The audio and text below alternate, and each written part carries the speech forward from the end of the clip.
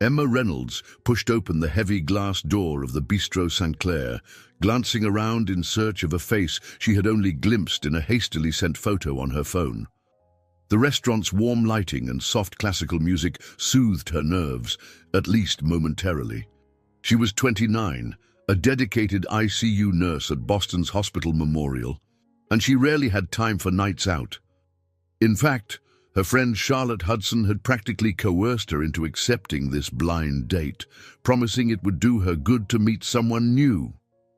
She clutched her small black purse against her side and smoothed down her simple burgundy dress, feeling her heart flutter with a mix of curiosity and anxiety. The polished hardwood floors reflected little pools of light around the tables, each elegantly set with crisp white linens and flickering candles. Waiters, dressed in neat black vests, bustled between guests, offering menus and wine suggestions. Emma had never seen the place this busy before. She had come once, ages ago, for a co-worker's birthday, but it had been far quieter then. Her phone buzzed with a message from Charlotte. "You there yet? Don't chicken out. He's wearing a navy jacket, I think." Emma took a steadying breath and scanned the tables. A man sat alone by the window wearing a suit jacket, sipping what looked like sparkling water. The lighting illuminated subtle flecks of silver in his dark hair. From where she stood, he seemed to be waiting. She hoped it was Oliver, the nurse from another hospital whom Charlotte had set her up with. She had only exchanged a couple of text messages with him, so there was still a veil of mystery around who he truly was. Unsure, she approached the table. The man looked up, and their eyes met. He had a composed, almost reserved expression, but something about him felt warm and genuinely interested when he saw her. Emma's cheeks flushed slightly.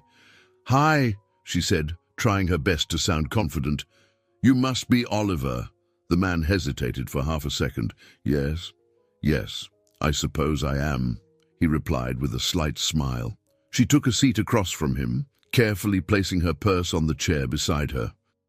No sooner had she settled in than she noticed subtle details, a faint hint of tension around his eyes, as if he were used to carrying responsibility, a subdued sense of poise that suggested a certain discipline in his daily life. He introduced himself simply as James, though Emma assumed Oliver must have preferred using his middle name or something similar. Still, she found it a bit odd, but her nerves prevented her from questioning it further. They began chatting, and she was surprised at how easy it felt to open up. She told him about her work in the ICU, how she often felt torn between compassion for her patients and the relentless demands of hospital protocols. He listened intently, occasionally interjecting to ask for more details or clarifications. She found his curiosity refreshing. Most people shied away from discussing anything too intense on a first date. "You must see some pretty difficult cases," he remarked, swirling his water glass thoughtfully. Emma nodded. "It can be tough, especially when the families come in expecting miracles. We do all we can, but the reality is, sometimes it isn't enough." She admitted she was surprised at how sympathetic he seemed, asking genuine questions about her patients and the emotional toll that ICU work took on her. Typically, prospective dates seemed put off or discomforted when she discussed matters of life and death, preferring lighter topics. He offered a quiet smile. "I find it admirable that you're so committed. It's not an easy job to handle." For a moment, Emma felt truly seen, as though he recognized her passion rather than viewing it as a grim curiosity.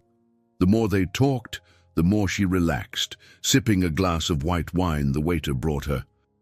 Every now and then, she'd wonder why the name James felt like it should mean something more, but she quickly dismissed the thought. She reminded herself that blind dates were often riddled with small misunderstandings. Maybe Charlotte had shared the wrong name initially. The conversation flowed so smoothly that the bustling restaurant and the clatter of dishes faded into the background. Emma found out he was in healthcare, though he didn't elaborate much on his specific role. He seemed intrigued by her stories of daily hospital life, caring for the elderly with no family visitors, celebrating the small triumphs with patients who overcame critical conditions, and mourning the inevitable losses. She sensed a spark of empathy in him that she rarely encountered. When the check arrived, he insisted on paying, politely waving off her offer to split. As they stepped outside, the crisp Boston evening air greeted them. A gentle drizzle pattered on the sidewalk, reflecting the city lights in scattered droplets. They shared a brief smile under the restaurant's awning, both noticing the quiet connection that had formed in just a couple of hours. "I had a really nice time," Emma admitted, hugging her purse closer. "So did I," he replied with genuine warmth. "Perhaps we can continue this conversation soon." Emma nodded, feeling a hint of excitement she hadn't allowed herself in a long time. She offered a small wave, then walked to her car, her mind swirling with questions and a budding sense of hope. She had no idea what awaited her the next morning at the hospital. Early the next day, Emma walked into the fluorescent-lit corridors of Hospital Memorial, still replaying snippets of conversation from the night before.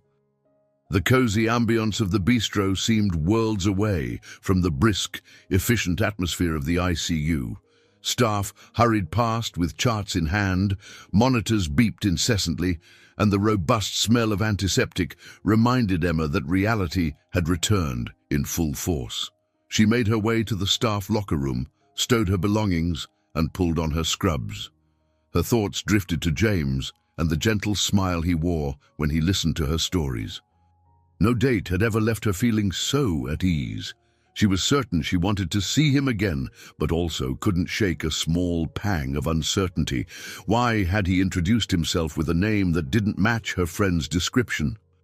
Her reflection was interrupted by the bustling entrance of Charlotte Hudson, who, at 32, was an effervescent soul with curly blonde hair and an ever-present grin. Charlotte spun around dramatically, crossing her arms over her chest with mock outrage. "I have been dying to hear about last night.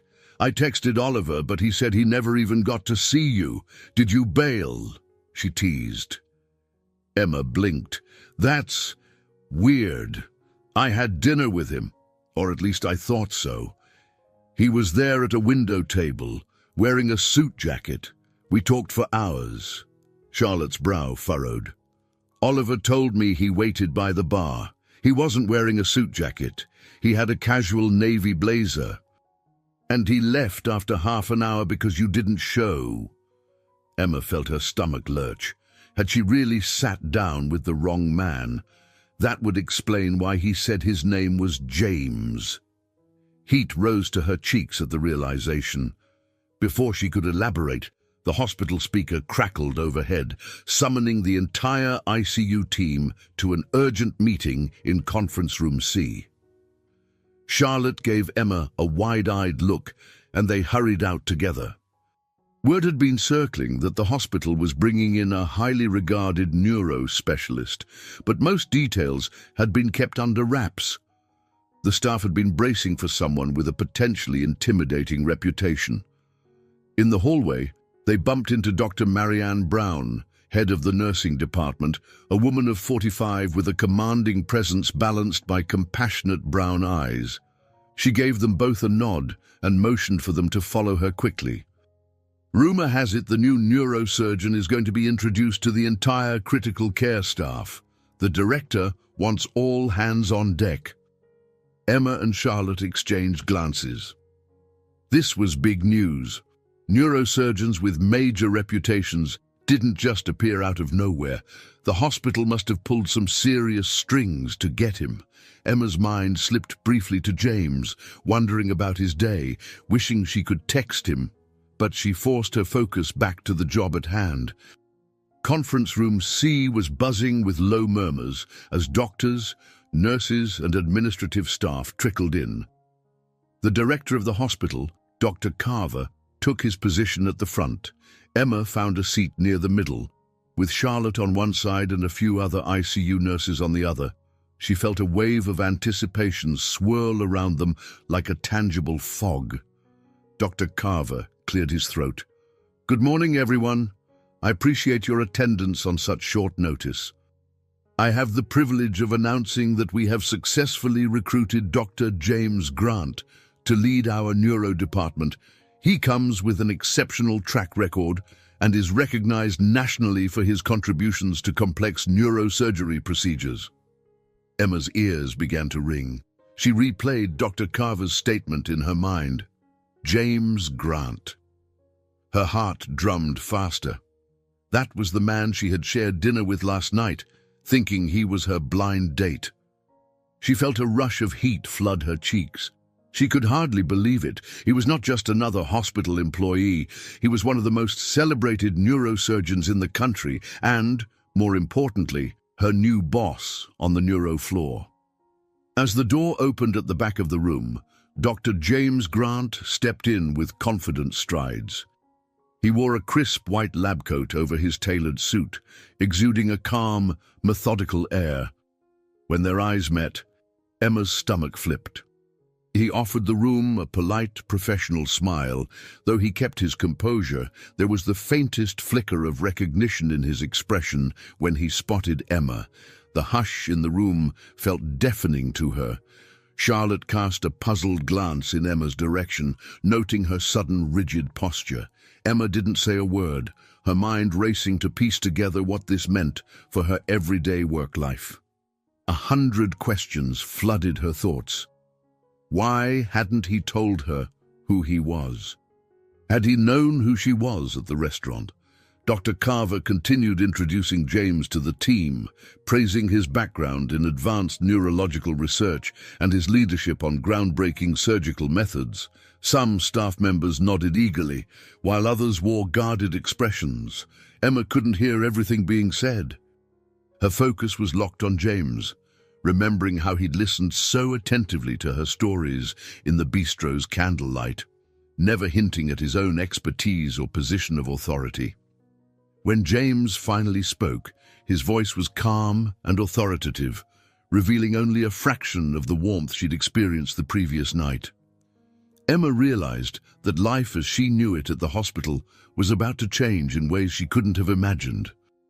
Emma stood frozen in the conference room as the meeting concluded. Everyone around her rose to shake Dr. James Grant's hand, or at least introduce themselves. She lingered near her seat, heart pounding.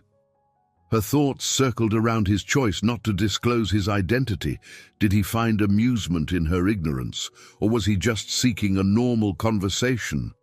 The line of staff waiting to meet James moved slowly. Charlotte caught Emma's eye and whispered, "Are you okay?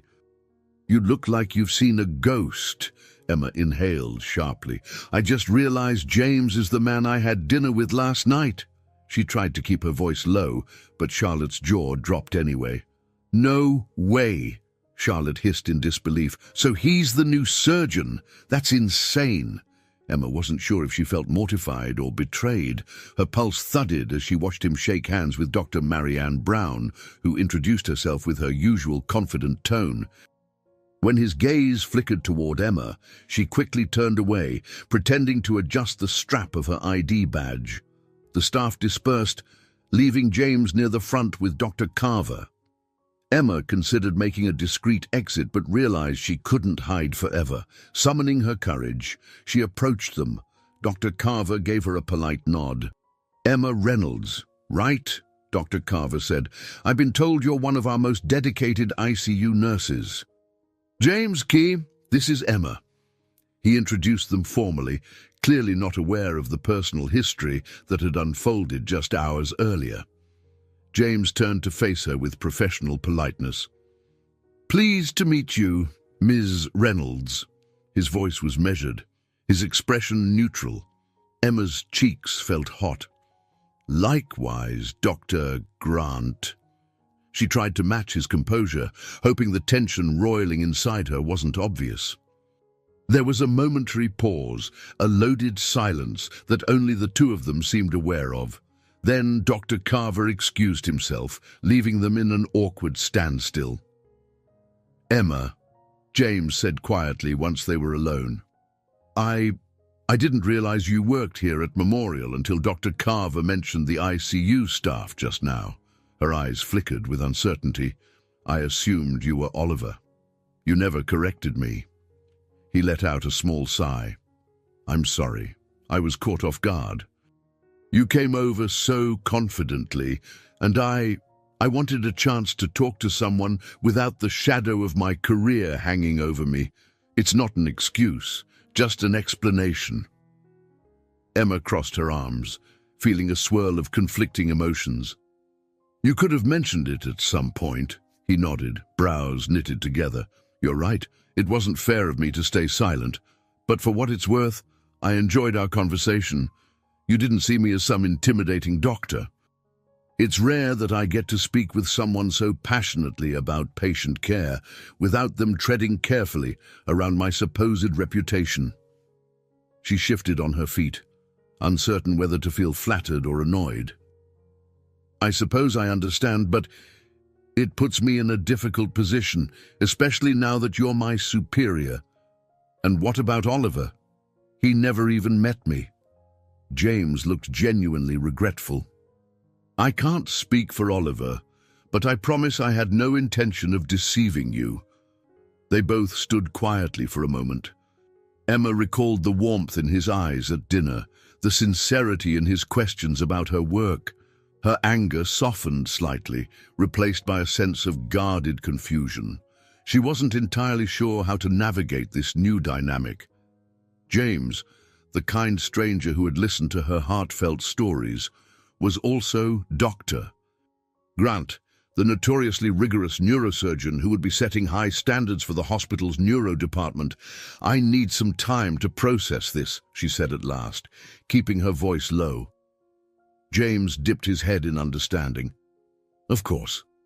I hope we can still work together effectively, and if you ever want to talk about it, you know where to find me. Emma nodded and left the conference room, her nerves still jangling.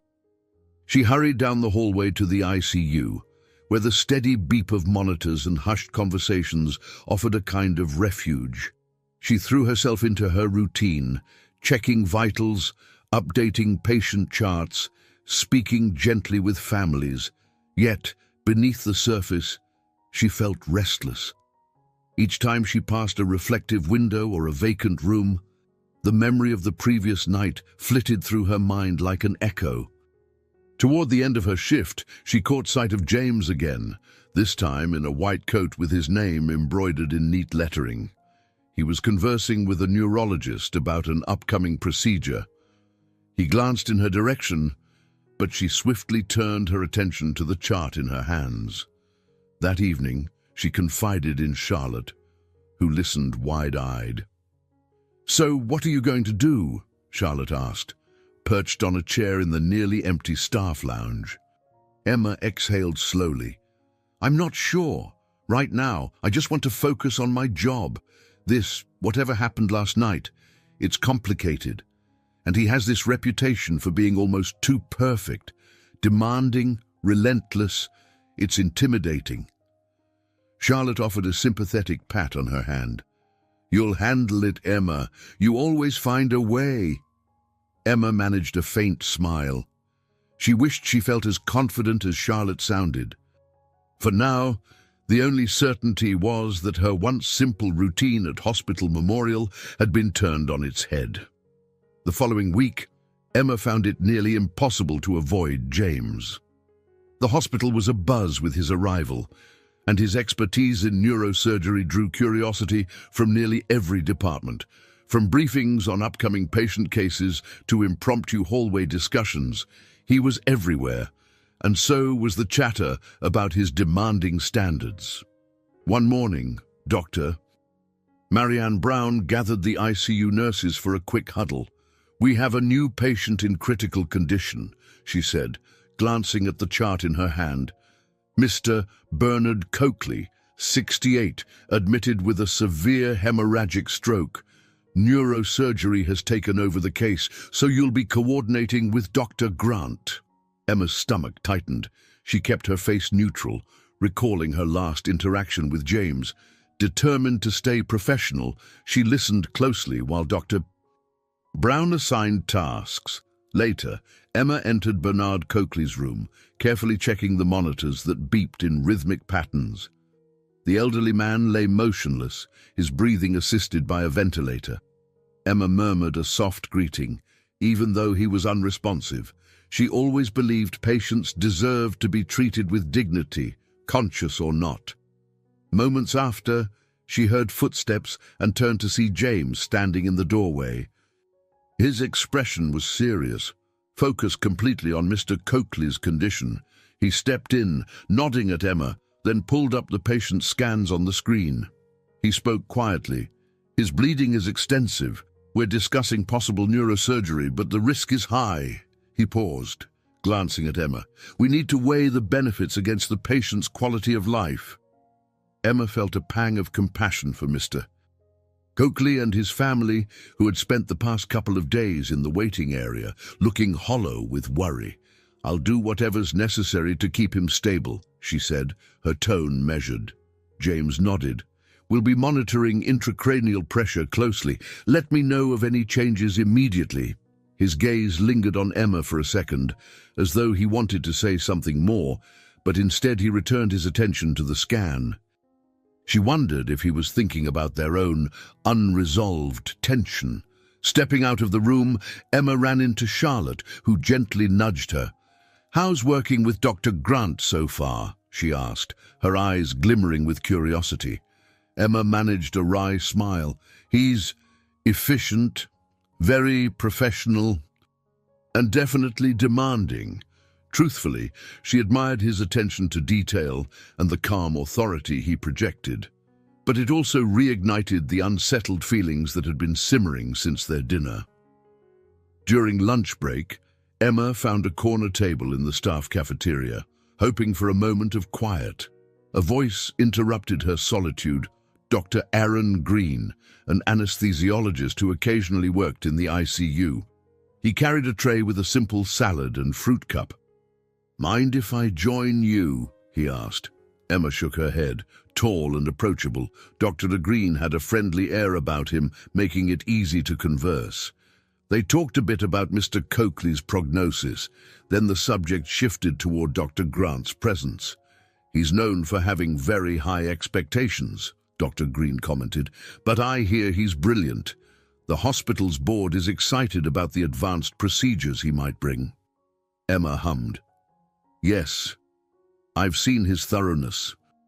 He's thorough with everything." She hoped her tone sounded casual. Dr. Green gave her a curious glance, but didn't pry. A buzz of tension drifted over from a nearby table. Dr. Robert Phillips, a senior figure who often influenced the hospital board, was speaking loudly about the need to boost the hospital's profile and attract more high-revenue cases. Emma bristled at the tone of his remarks. It was common knowledge he viewed patients as numbers in a ledger, prioritizing prestige over genuine care. Later that day, Dr. Marianne Brown asked Emma to sit in on a preliminary meeting about expanding the hospital's transplant program. Emma, who had dealt with numerous post-transplant patients in the ICU, agreed.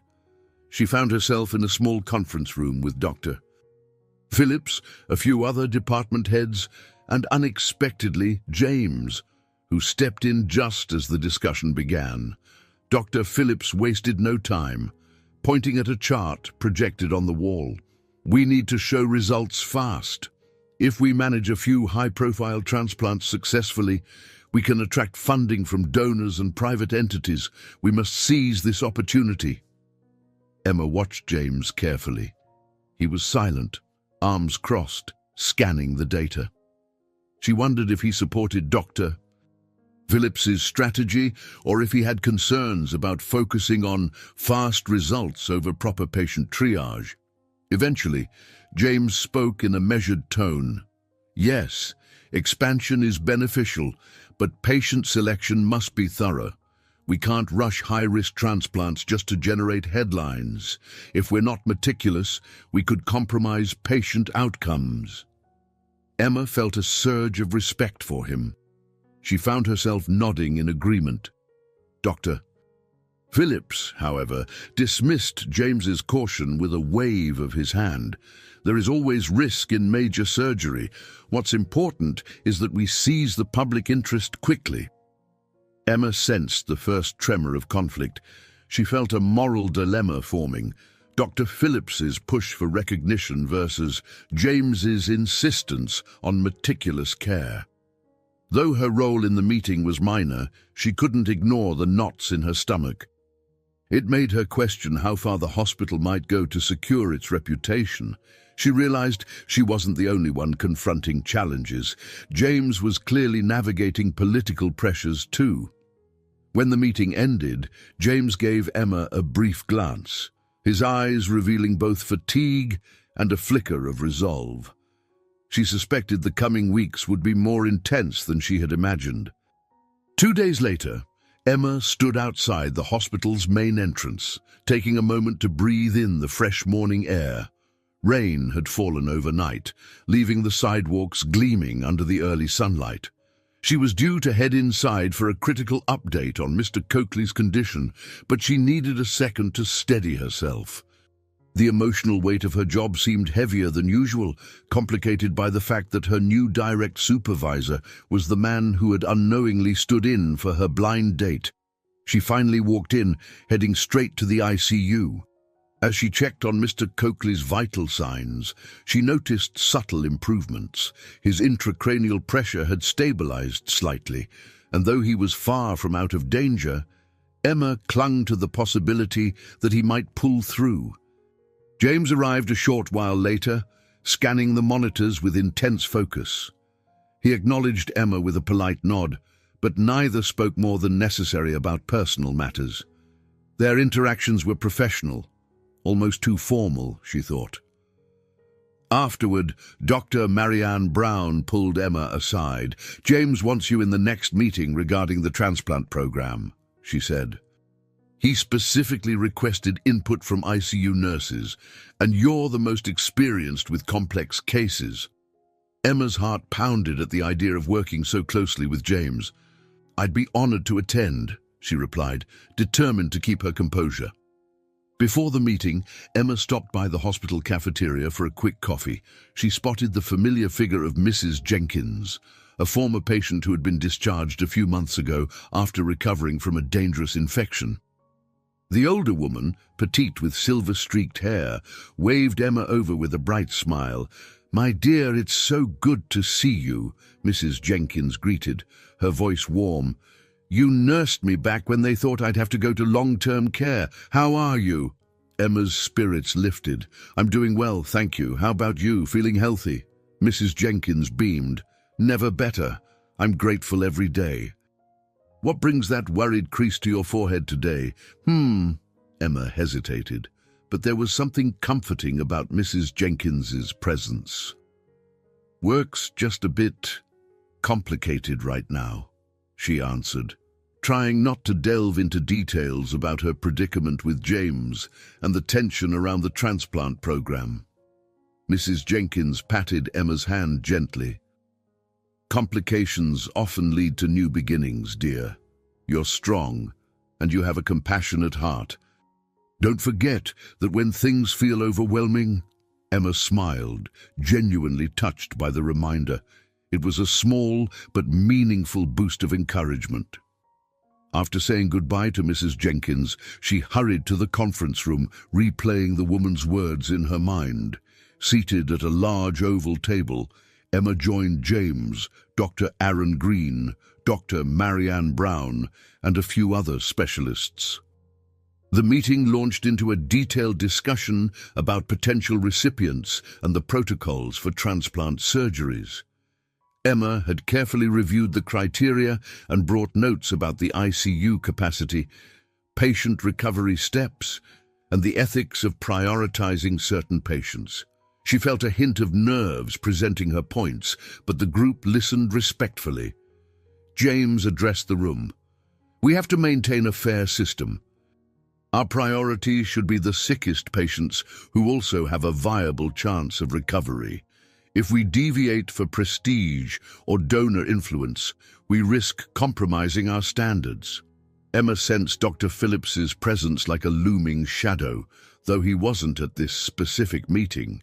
She felt relieved but also cautious. She spoke up, describing the emotional toll on patients and families if the hospital made exceptions, leaving those truly in need waiting.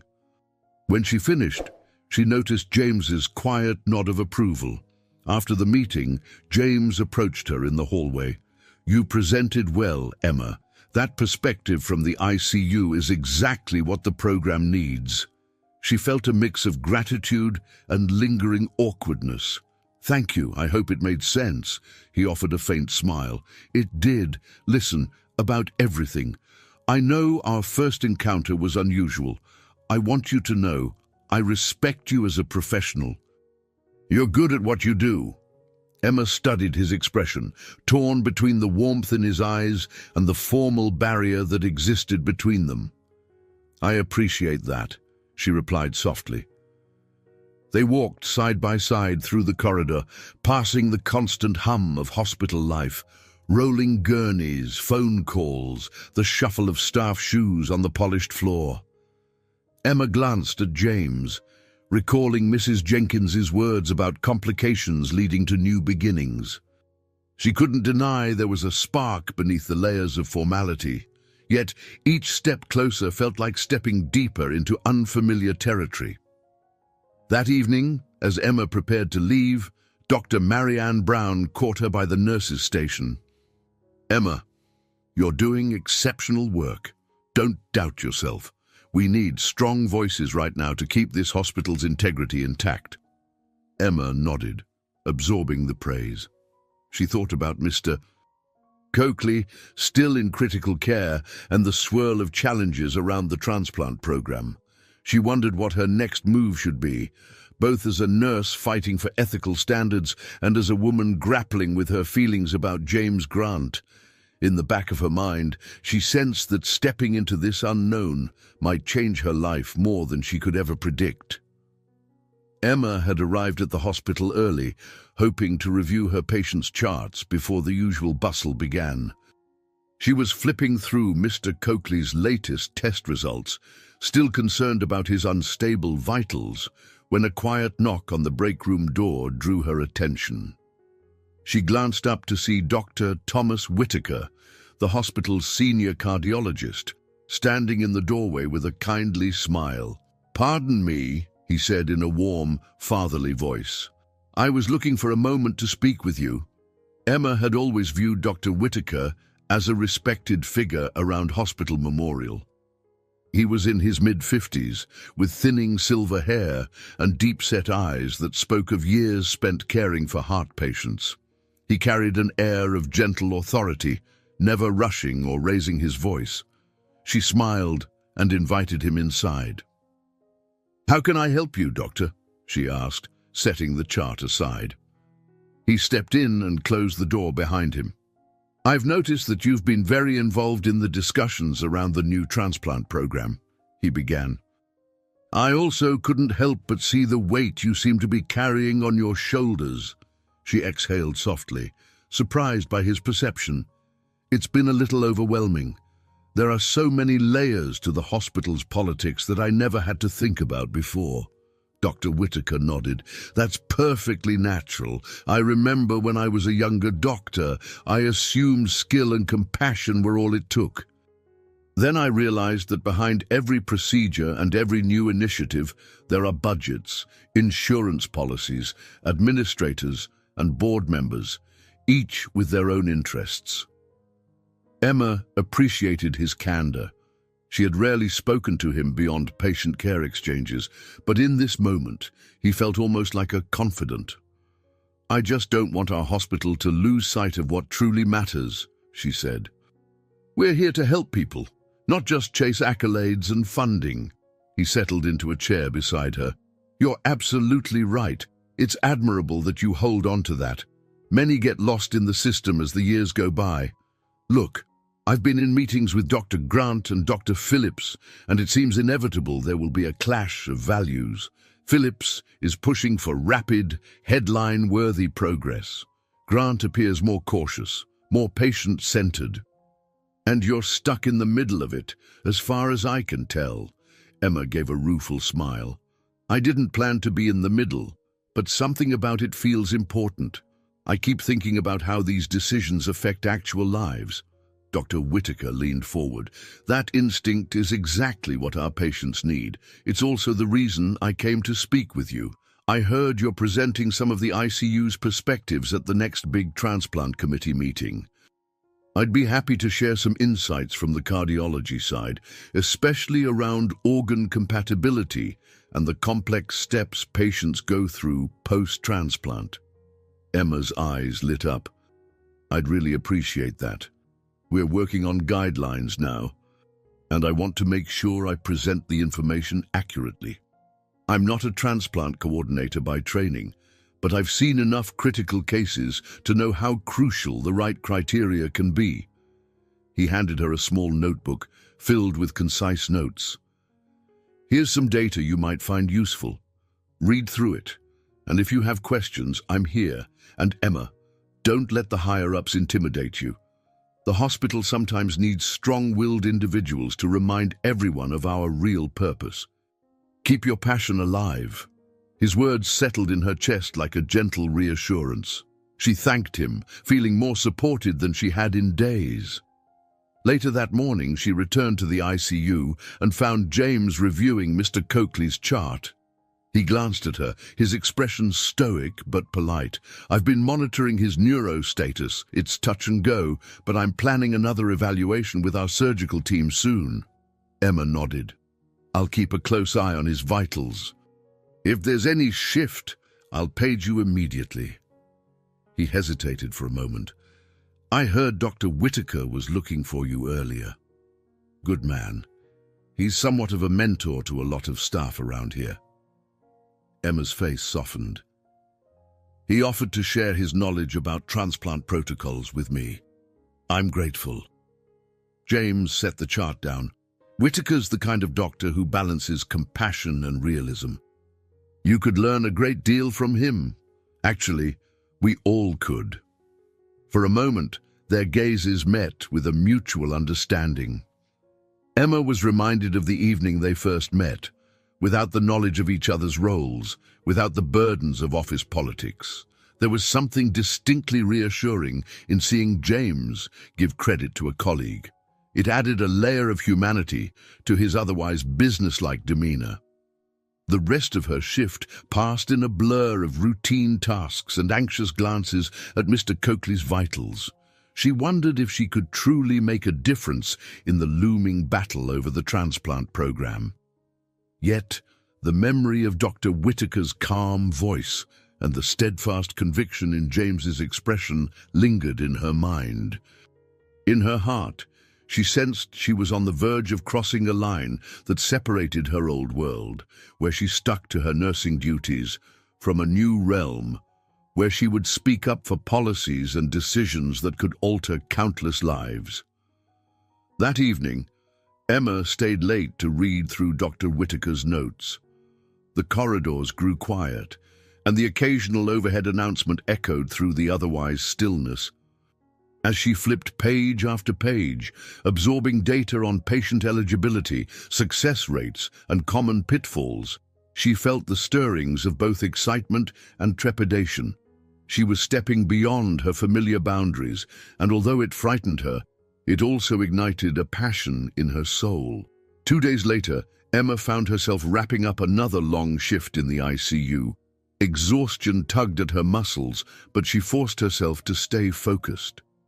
As she made her final patient checks, Charlotte Hudson popped into the unit, brimming with a mixture of concern and excitement. Emma, you've been cooped up here all day again.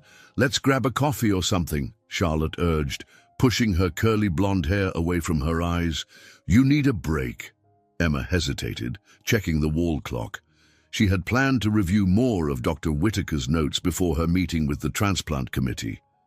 Then she remembered the conversation she'd had with him about not losing herself in the system. Relenting, she sighed. Okay, let's do it. 15 minutes, though. They retreated to the hospital's small coffee kiosk, where Emma ordered a latte and Charlotte picked up a chai tea. Grabbing a nearby table, they settled down with weary smiles. Outside the window, the sky was a grayish hue, hinting at a possible rain shower later. "So," Charlotte began, stirring her drink, "there's been a lot of buzz about you lately. Everyone's saying you're knee-deep in the transplant program discussion. You sure you want to dive that far into the hospital's politics?" Emma leaned back, letting out a slow breath. "It's definitely a lot. I never expected to be in the middle of these debates, especially with Dr. Phillips pushing for quick results, and Dr. Grant caught somewhere between him and the rest of us. But it feels important, you know. We're talking about patients' lives." Charlotte nodded. "Just be cautious. People like Dr. Phillips have powerful connections." Emma sipped her latte. "I know. I'm trying to prepare myself for the possibility that standing up for ethical practices could make me some enemies." After their coffee break, Emma headed to the staff lounge to gather her belongings. Her phone buzzed with a message from Dr. Whitaker. "Patient in cardiothoracic ICU, might be relevant to your committee discussion. Come see me." She immediately changed course, navigating her way toward the cardiothoracic wing. She found Dr. Whitaker examining a patient's chart. He beckoned her over with a gentle wave. "Emma, I want you to meet Ms. Irene Ramirez, 52, who's on the waiting list for a heart transplant. She just got transferred from a smaller facility." Emma stepped to the bedside, greeted Ms. Ramirez softly, and found an all-too-familiar look of fatigue and hope in the patient's dark eyes. Dr. Whitaker explained that Ms. Ramirez had advanced heart failure and was one of the hospital's more urgent cases. However, with so many individuals vying for transplants, the waiting list was painfully long, and preference often tilted toward patients who had stronger financial or social support. "Think about Ms. Ramirez when you review the policies," Dr. Whitaker said. "This is a real person, not a statistic. If the board decides to prioritize publicity cases instead of genuine medical urgency, patients like her might never get the chance they deserve." Emma felt her chest tighten. Meeting Ms. Ramirez added a human face to the transplant debate that had, until now, felt somewhat abstract. She thanked Dr. Whitaker and promised to keep Irene's story at the forefront of her mind during the upcoming discussions. That evening, Emma and Charlotte walked out of the hospital together. The crisp autumn air swept over them, and the glow of street lamps highlighted the pavement. As they parted ways, Emma realized just how much her routine had changed. No longer did her days end with a neat boundary. She was carrying the hospital's controversies home with her. At her small apartment, she sank into the old armchair by the window, flipping open her laptop. She began drafting a concise report for the transplant committee, combining Dr. Whitaker's data and her personal experiences in the ICU. Names and faces of real patients, like Ms. Ramirez, floated through her thoughts. She typed passionately, driven by a newfound sense of responsibility. Halfway through her report, her phone buzzed. It was an email from James Grant. Subject: Notes on Transplant Criteria. "Emma, I came across an interesting article about neurological assessments pre-transplant. Attaching it here. It might support your perspective in the meeting. Hope you're well. James." She opened the attachment, surprised to see that he had gone out of his way to gather material for her.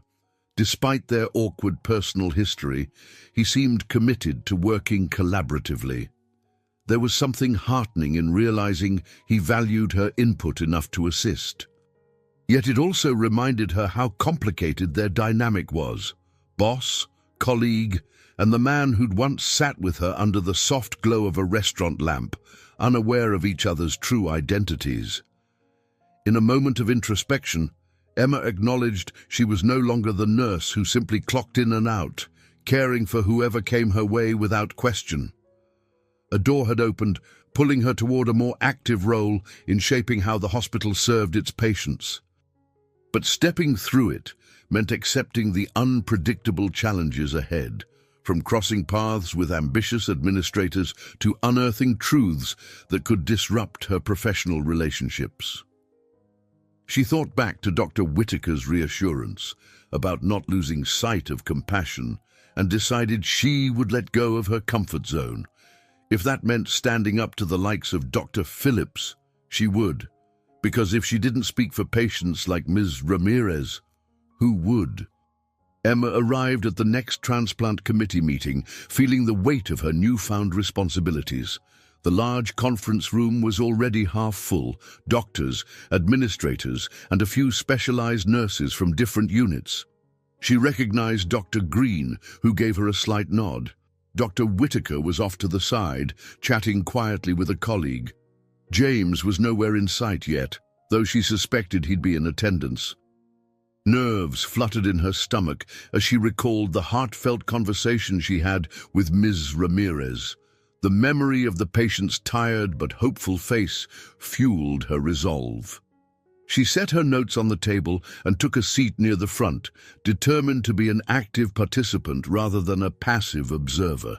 Moments later, James walked in, offering a polite greeting to a few people before sitting near Emma. Their eyes met briefly, and he gave her a small smile as if to say, "We're in this together."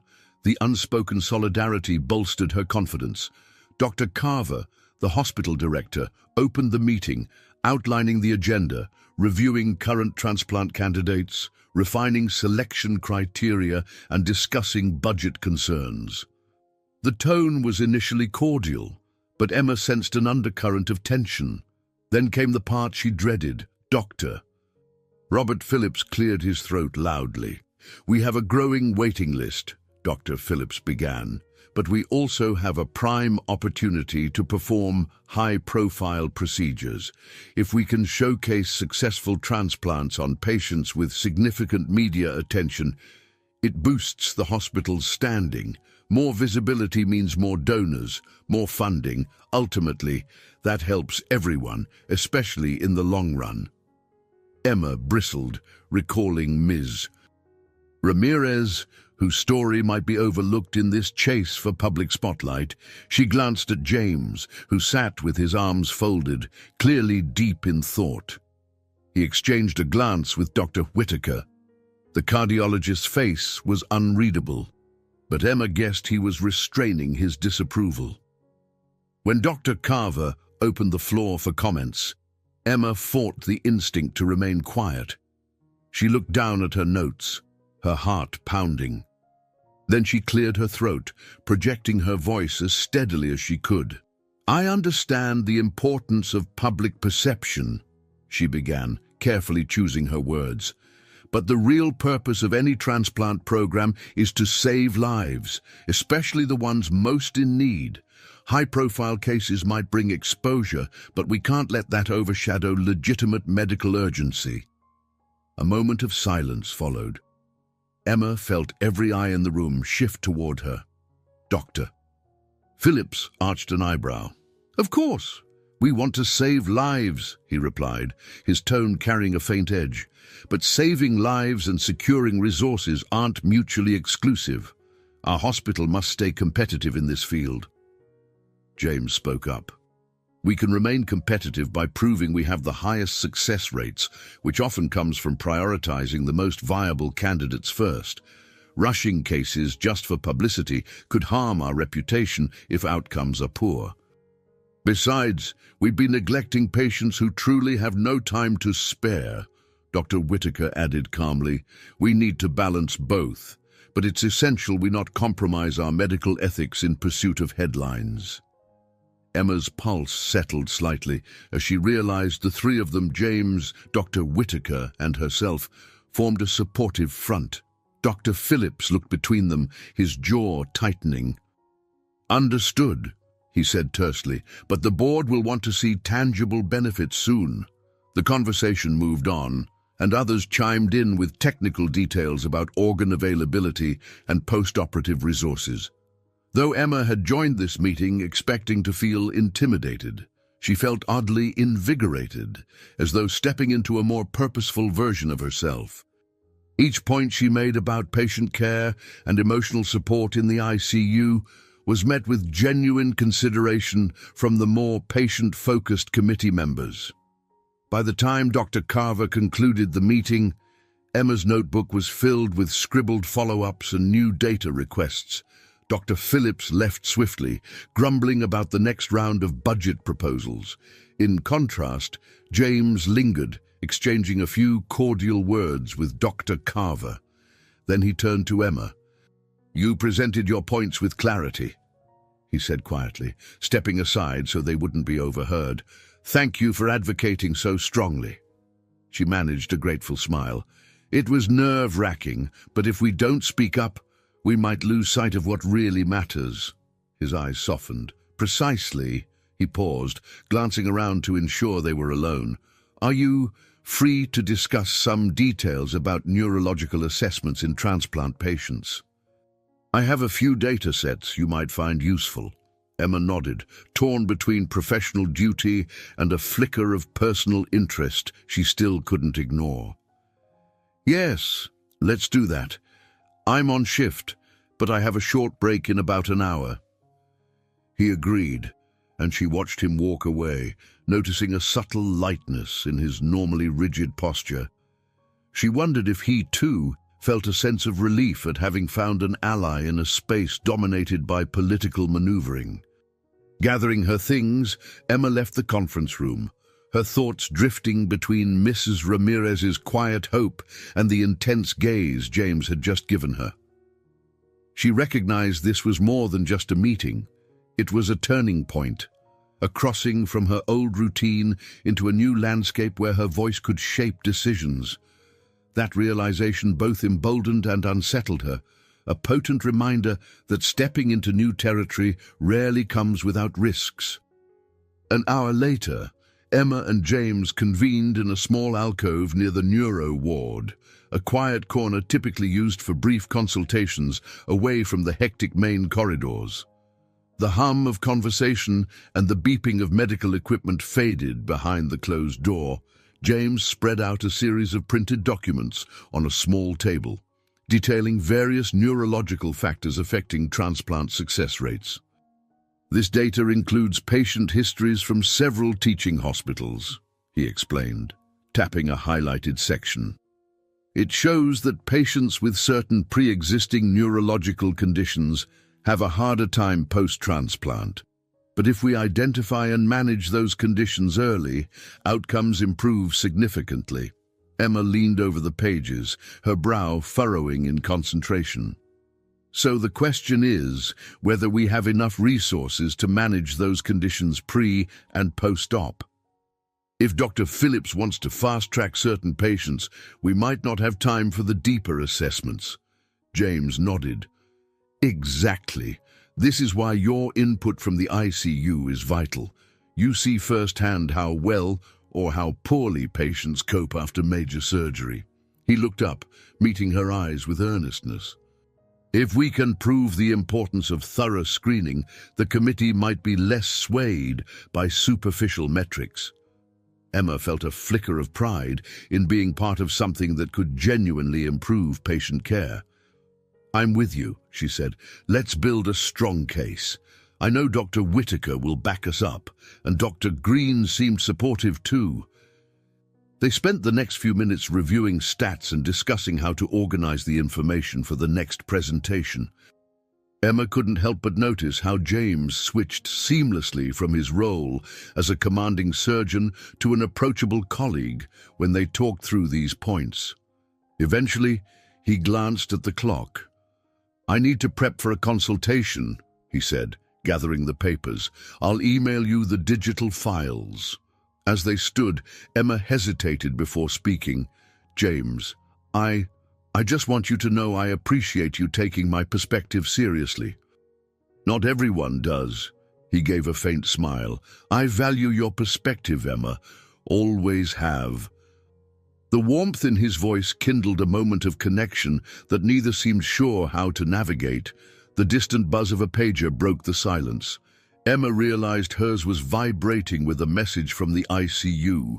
She offered a quick smile, then stepped out, feeling her heart flutter in a mix of apprehension and an undercurrent of something else, something dangerously close to fondness.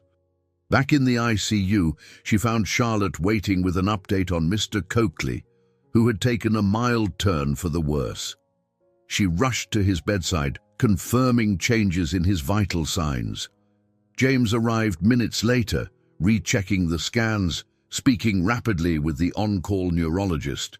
Once again, they fell into a purely professional rhythm, fast, precise, life-and-death decisions overshadowing any personal entanglements. They stabilized Mr. Coakley, but it was clear his condition was fragile. As Emma removed her gloves afterward, she let out a slow breath, her eyes lingering on the elderly man who lay so vulnerable in the bed.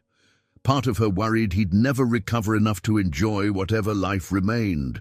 The reality of hospital work, especially in critical care, never got easier. The days continued in a flurry.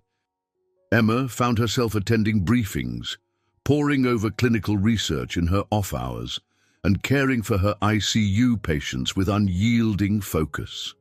Dr. Phillips remained a looming presence, occasionally passing by with veiled disapproval. She heard rumors he was lobbying board members to expedite certain transplant cases for wealthy patrons, further inflaming her resolve to push back. During a late-night study session in the nearly deserted cafeteria, Dr. Aaron Green joined her at a corner table. His kind smile reassured her. "You look like you could use a strong cup of coffee." She laughed weakly, taking the paper cup he offered. "Thanks. I feel like I'm running a marathon I never signed up for." Dr. Green nodded sympathetically. "I know the feeling, but what you're doing is important. I've seen the shift in how people are talking about transplants. More folks are bringing up the ethical side now." Emma felt a glimmer of hope. "It's good to know I'm not alone in this." He leaned back in his chair. "Not at all. Dr. Whitaker's with you. I'm with you. And Dr. Grant obviously supports a thorough approach. Don't let Phillips intimidate you." They chatted a bit more about hospital politics and future plans. Dr. Green mentioned he'd been approached about a research collaboration that could dovetail with Emma's ICU data. She agreed to discuss it further, relieved to have allies in this unfamiliar territory. Before heading home, Emma checked on Mr. Coakley one last time. She adjusted his blanket, whispering a few gentle words, even though he was still heavily sedated. As she left, she glanced at the corridor connecting the ICU to the neuro wing, thinking of James.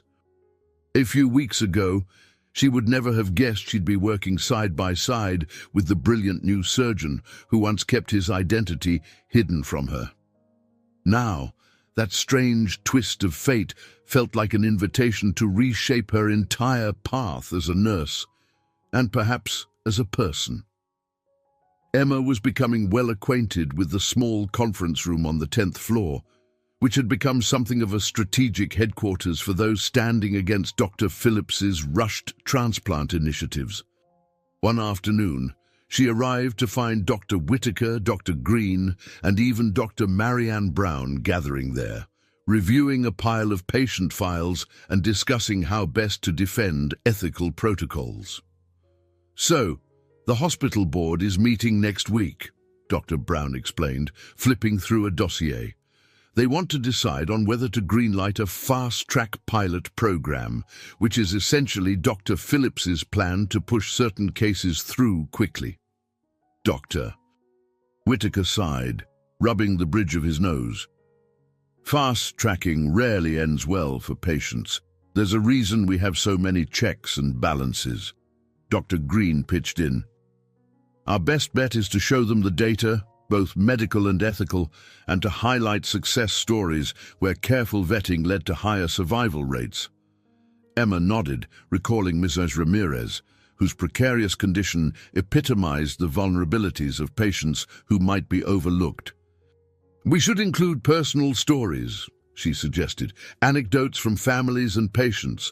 Numbers matter, but real lives speak louder. Dr. Brown looked at Emma with approval. That's a good idea. Let's compile testimonies. Emma, if you can gather some from the ICU perspective, that would be valuable. Midway through the discussion, James stepped in quietly, having been delayed by a procedure. He took a seat next to Emma, giving her a grateful nod. As the group continued planning, Emma felt a sense of camaraderie growing. It was an odd mix of professionals, a veteran cardiologist, an anesthesiologist with a bent for research, a head nurse who was fiercely protective of her staff, and a neurosurgeon torn between hospital politics and patient welfare. Yet the shared goal united them. After the meeting, Emma hung back, wanting to speak with James in private. The others trickled out, leaving the two of them by the window overlooking the cityscape. The sun was starting to set, painting the skyline with hues of orange and pink. "I think we have a solid strategy," she said softly, tapping the binder under her arm. But the board might still be swayed by Phillips's promise of quick, high-profile wins. James nodded. Phillips has connections. He's been whispering in certain board members' ears for weeks. Our data needs to be indisputable, and our voices unified. Emma's gaze flickered to his. It helps that we're all on the same page. You have a lot of influence, James. People respect your expertise. His face remained serious. I'll do what I can, but it's not always enough. Phillips has seniority and a knack for maneuvering. He'd love to see me back down. Emma hesitated, then added quietly, "Well, you won't be standing alone. Neither will I. We'll keep pushing." A faint smile curved his lips. In the fading sunlight, the tension lines around his eyes softened. For a fleeting second, Emma recalled their accidental dinner at the Bistro St. Clair. How candid and warm he'd been without the weight of professional standing. But their moment was interrupted by the ring of James's phone. He checked it, apologized, and hurried off to address a pressing matter in the neuro ward. That evening, Emma found herself in the cramped office of the ICU, organizing the patient testimonials. Some were short notes, others were detailed letters from families praising the hospital staff or lamenting the bureaucratic hurdles that nearly cost their loved ones precious time. Reading the words brought tears to her eyes more than once. It was a stark reminder that behind every statistic was a person with dreams, fears, and a family clinging to hope. Her phone buzzed, a text from Charlotte. "Grab a late dinner. You need a break." Emma realized she hadn't eaten since midday. She typed back a quick acceptance, then headed out. 15 minutes later, she and Charlotte were settled into a nearby diner, the air thick with the aroma of greasy fries and fresh coffee. Charlotte took a bite of her burger and eyed Emma across the table. "So, how's this alliance with Dr. Grant and the others going?" Emma chased a fry around her plate. "It's good. We have a shared cause, and for now that seems stronger than any professional friction. Honestly, I'm relieved not to be fighting alone." Charlotte smirked. "And how about Dr. Grant personally? Still awkward, or?" Emma felt a slight flush. "It's still complicated, but in these meetings, we're just colleagues, working toward the same goal. In some ways, that's easier than rehashing our weird history. Yeah, but you can't deny there's something there," Charlotte teased, wiggling her eyebrows. Emma shrugged, feigning nonchalance. "It's a stressful time. I have no space in my head for romance." But she couldn't quite chase away the small thrill that came whenever James looked at her a certain way. They finished their meal and parted ways. As Emma headed home, she mulled over the notion that she'd unwittingly joined a battle that spanned way beyond her usual nursing duties. Yet, the sense of purpose she felt was undeniable. In uniting with James, Dr. Whitaker, Dr. Green, and Dr. Brown, She'd found a cause that went straight to her heart, ensuring patients received ethical, compassionate care. And that bond of purpose, she realized, was forging real friendships. And maybe something more. A week later, tensions at Hospital Memorial escalated. The board meeting with Dr. Phillips's fast-track pilot program on the agenda was imminent, and the entire staff felt the undercurrent of apprehension. Emma was in the ICU reviewing Ms. Ramirez's file. The woman's condition had deteriorated slightly, her heart was weakening, and it was clear she needed a transplant soon. But without a high donor score, she risked slipping through the cracks. As Emma placed the chart back, she heard raised voices in a nearby corridor. Recognizing one as Dr. Phillips's, she poked her head out and saw him, arms crossed, facing James, who stood his ground with a steely demeanor. "I'm telling you, Grant," Dr. Phillips said, his voice reverberating against the walls, "we can't afford to waste resources on unlikely successes. If we push a few prime cases, we get the funding. Then maybe we can worry about charity cases." James clenched his jaw, glancing around to see if they had an audience. "That's not how medicine should work," he retorted in a calm but firm tone. "We have a responsibility to all patients, not just the ones with newsworthy stories." Dr. Phillips shook his head. "We're running a hospital, not a charity ward." He lowered his voice, but the anger still laced every word. "Don't let your idealism blind you to the bottom line." Emma felt her pulse quicken. She stepped forward, despite the knot in her stomach. "Excuse me, Dr. Phillips, but patients like Ms. Ramirez have every right to fair evaluation. She's not a lost cause." He turned to face her, eyes narrowing. "Nurse Reynolds, I believe you're overstepping. Your opinions were noted in the committee." "That doesn't entitle you to sabotage our hospital's future." James stepped in protectively. "She's advocating for proper medical protocol, which is her duty. If Ms. Ramirez is a suitable candidate, she deserves that chance." Dr. Phillips shook his head in frustration. "Fine, we'll see how this plays out at the board meeting." He stormed off, leaving Emma and James standing there, a charged silence hanging in the air. Emma exhaled shakily. "That got intense quickly." James ran a hand through his hair. "I knew Phillips was pushing the envelope, but I didn't realize how far he'd go. He's basically saying we should pick winners and losers based on publicity." They both knew Dr. Phillips had the ear of influential board members, and if he painted James and Emma as rebellious troublemakers, it might jeopardize their standing. Yet, Emma felt a surge of resolve. She recalled every conversation with Mrs. Ramirez, every faint smile the patient managed when Emma adjusted her bedding or listened to her concerns. During her lunch break, Emma filled Charlotte in on the confrontation. Charlotte's eyebrows shot up. "Wow, Phillips really said that out loud." Emma nodded grimly. "And I can't just ignore it. It's morally wrong." Charlotte grabbed Emma's arm gently. "Just be careful. I admire your courage, but Phillips is powerful. He can make life miserable for you, and for James too." Emma tucked a stray hair behind her ear, her expression resolute. "I know, but if we don't fight for patients like Ms. Ramirez, who will?" That afternoon, Dr. Whitaker called an impromptu session in the 10th floor conference room, inviting Emma, James, Dr. Brown, and Dr. Green. The small group gathered, each bearing worried expressions. "We need a unified approach going into the board meeting, Doctor," Whitaker said, placing a hand on the table.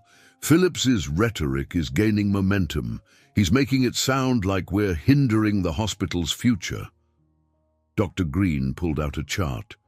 "If we show these predicted outcomes for high-risk, media-attractive cases versus medically prioritized ones, we can prove how reckless his fast-track plan is." Emma agreed. "And we have Ms. Ramirez's case as an example of why we can't just skip over patients who might not have big sponsors or media pull." James added, We also have data from other hospitals that tried similar fast-track programs and ended up with legal battles when patients' results faltered. Dr. Brown glanced around, her eyes brimming with determination. Let's compile everything. Facts, success rates, patient letters. We won't just speak from emotion. We'll bring solid, irrefutable proof that an ethical, methodical approach is better for the hospital long term. They left the meeting with a plan to finalize their presentation. Emma spent the next few hours combing through ICU records, highlighting stories where careful evaluations saved lives. James gathered surgical outcome data, while Dr. Green organized the anesthesia and post-op support figures. Dr. Whitaker and Dr. Brown refined the overall argument, preparing to face off against Dr. Phillips and his allies. As Emma typed away on her laptop in the near-empty break room, she felt a knot of anxiety loosen. Despite the brewing storm, she wasn't alone. She had allies with unwavering resolve. Glancing at the clock, she realized she'd been working past her usual shift end. Yet, for once, she didn't mind staying late. Phillips's threat lingered, but so did Emma's conviction that she was fighting for the right cause. Standing up to him was terrifying, but not standing up seemed unthinkable. She saved her work and closed her laptop, steeling herself for what lay ahead.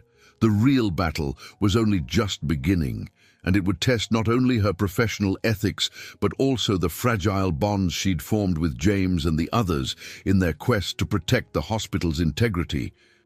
Emma arrived at the hospital before sunrise, determined to get a head start on the avalanche of tasks awaiting her. The board meeting that would decide the fate of Dr. Phillips's fast-track transplant program loomed just days away, and the tension in the corridors felt almost suffocating. Doctors, nurses, and administrative staff all seemed to wear the same undercurrent of anxiety on their faces. As she walked into the ICU, Emma noticed the usual hum of machinery, the subdued chatter of nurses, and the pungent scent of disinfectant. She passed Mr. Bernard Coakley's room, where she glimpsed him dozing fitfully. His vitals had stabilized somewhat, but she knew the damage from his hemorrhagic stroke would take a long, unpredictable path to heal, if it ever did fully. Even so, the small improvements they'd seen felt like little sparks of hope in an often dark ward. She went next to Ms. Irene Ramirez, who was dozing in the corner bed. A heart monitor steadily tracked her weakened pulse, reminding Emma of the critical timeline the woman was on. Irene's eyes fluttered open at the sound of footsteps. "Hey there, Miss Ramirez," Emma said softly, pulling a chair beside the bed. "How are you feeling this morning?" "Better, I think," Irene replied, though her voice was laced with fatigue. "They said my next tests should give us more clarity, but I can tell my strength is fading." Emma tried not to let the sadness show on her face. "We're doing everything we can," she said, tucking the blankets around Irene's shoulders, "and we're hoping your name comes up soon on the transplant list." Irene gave a faint nod, then lapsed into a short, raspy cough. Emma helped her take a sip of water before encouraging her to rest again. Leaving the room, she clenched her jaw. The difference between life and death for Irene could be a matter of timing, and timing was exactly what Dr. Phillips threatened with his push to prioritize other, publicity-friendly cases. After finishing her morning rounds, Emma joined James, Dr. Whitaker, Dr. Green, and Dr. Marianne Brown in the 10th floor conference room. Sheets of paper and laptops cluttered the central table as each person revised numbers, cross-checking them with real patient stories. Even Charlotte had volunteered to help, typing away feverishly at a side desk to compile the testimonies Emma had gathered. James straightened his tie, looking every bit the composed surgeon, though the tense set of his mouth gave away his worry. "We need to finalize our approach," he said, spreading out a series of statistical charts. Phillips is likely to highlight financial benefits. Our best counter is to show how reckless fast-tracking can backfire. If his pet cases fail, the hospital's reputation could plummet. And not just reputation, Emma added. Real patients could lose their chance, like Mrs. Ramirez. She's been here for weeks waiting for the right donor. If they skip over her, she might not survive until the next viable organ becomes available. Doctor. Whitaker removed his glasses, rubbing the bridge of his nose. We'll emphasize that point. Phillips frames it as an either-or scenario. Either we chase publicity or we wither away. But we know a balanced approach can draw positive attention without gambling on unqualified recipients. Dr. Brown scanned the group. Let's also coordinate who speaks when. James, you handle the advanced surgical data. Emma, you'll discuss the ICU perspective. Doctor. Green can detail anesthesia risks, and I'll wrap up with an overview of staffing implications. We'll keep it concise but compelling. Emma tried to steady the flutter in her stomach. Public speaking at a high-stakes meeting wasn't her typical role. Yet she felt a swell of resolve when she pictured Irene's weary eyes and heard Dr. Phillips's dismissive words echo in her mind. They spent the next hour refining slides, practicing key talking points, and ensuring each piece of evidence flowed seamlessly to the next. By the end, Emma's mind was buzzing with phrases like patient mortality rate, ethical triage, and resource allocation. It was a stark contrast to the days when her responsibilities were contained to the ICU floor alone. Before dispersing to their respective duties, Dr. Green suggested a short break. Emma used the moment to slip into the hallway with James. The hush outside the conference room felt oddly calming. "Are we ready?" she asked, hugging a folder of notes to her chest. He took a slow breath. "Ready as we can be. We've done the research, we have the data, and our arguments are strong. Phillips will fight back, but he doesn't have the same depth of evidence." Emma nodded, glancing at his focused expression. A memory flashed, how relaxed he'd been at the Bistro St. Clair, asking her about life in the ICU.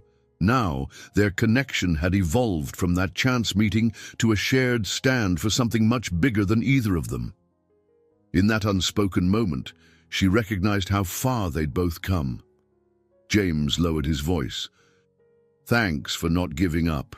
Some people would have retreated the moment Phillips started throwing his weight around." She offered a slight smile. "Backing down isn't really my style." Their eyes met, an unspoken acknowledgement passing between them. Though they had little time for personal reflection, there was a mutual reassurance in knowing they fought on the same side. Moments later, the overhead speaker crackled with a page for James to head to a consult in the neuro ward, and Emma returned to her ICU shift. Yet she felt that stirring of conviction burn brighter, certain that in the battle for ethical care, every small victory, every patient they stood up for, mattered. The following afternoon, Emma was due in the ICU for another shift. She'd managed only a few hours of restless sleep, her mind churning with anxiety over the upcoming board meeting. As she hurried down the main corridor, she noticed Dr.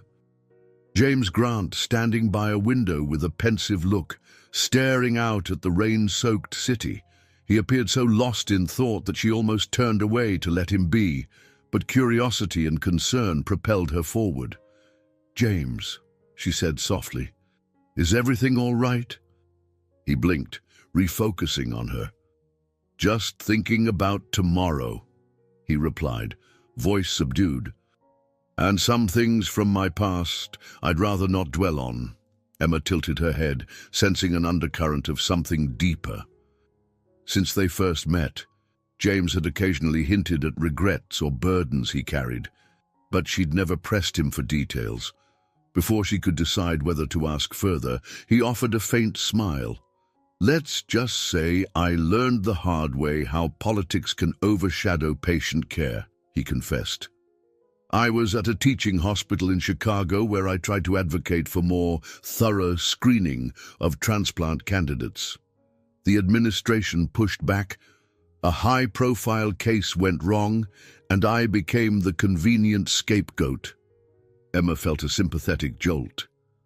I'm so sorry. That must have been awful. He nodded, eyes distant. The press and certain senior doctors made it sound like my impatience caused a patient's death. The truth was more complex. He should never have been selected for a transplant in the first place. But you know how it goes. Once the media latches on, facts can get drowned by headlines. Emma reached out, her fingers lightly touching his forearm in a gesture of comfort. Is that why you didn't correct me at the bistro? You wanted a chance to be seen as just a person without all that weight. A rueful smile ghosted his lips. Exactly. If I told you I was Dr. Grant, the new neurosurgeon with a complicated reputation, I figured you'd see me differently. And he paused, exhaling a slow breath. I guess I wanted a clean slate, if only for an evening. She searched his eyes, absorbing the pain that still lingered.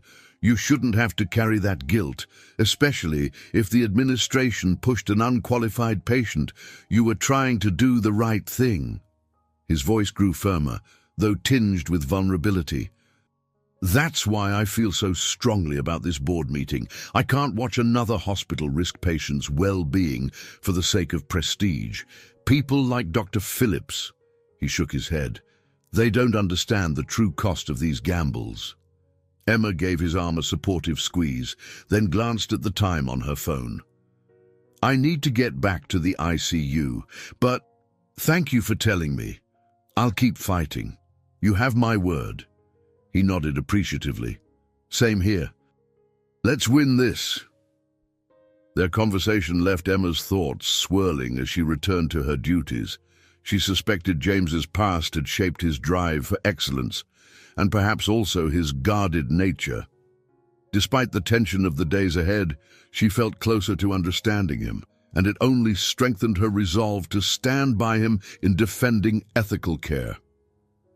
In the ICU, Emma checked on Miss Ramirez again. The patient's pallor had worsened, and her breathing came in shallow gasps even with supplemental oxygen. Emma exchanged worried glances with Dr. Whitaker, who was making his rounds. She's in a fragile state, Dr. Whitaker murmured, scanning the charts.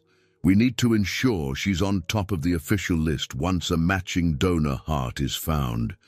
If the board tries to reallocate resources elsewhere, Emma's heart squeezed. We have to prevent that from happening. Meanwhile, Mr. Coakley's condition showed small improvements, though he remained largely unresponsive. Dr. Marianne Brown confided to Emma that neurosurgery might attempt a new intervention if the hemorrhage continued to recede. Emma nodded, silently praying he'd recover to the point of regaining some semblance of normal life. Toward the end of her shift, she overheard Dr.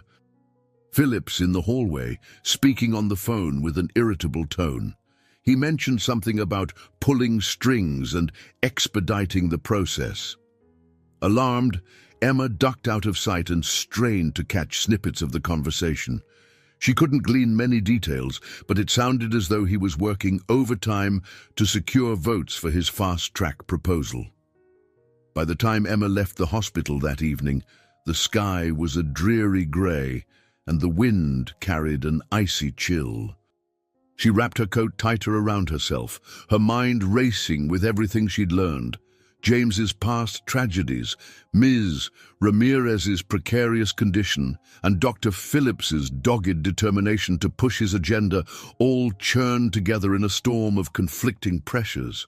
She realized tomorrow's board meeting wouldn't just be a routine policy debate. It was shaping up to be a battleground for the hospital's very soul. Emma tried to get some rest that night, but her thoughts refused to settle.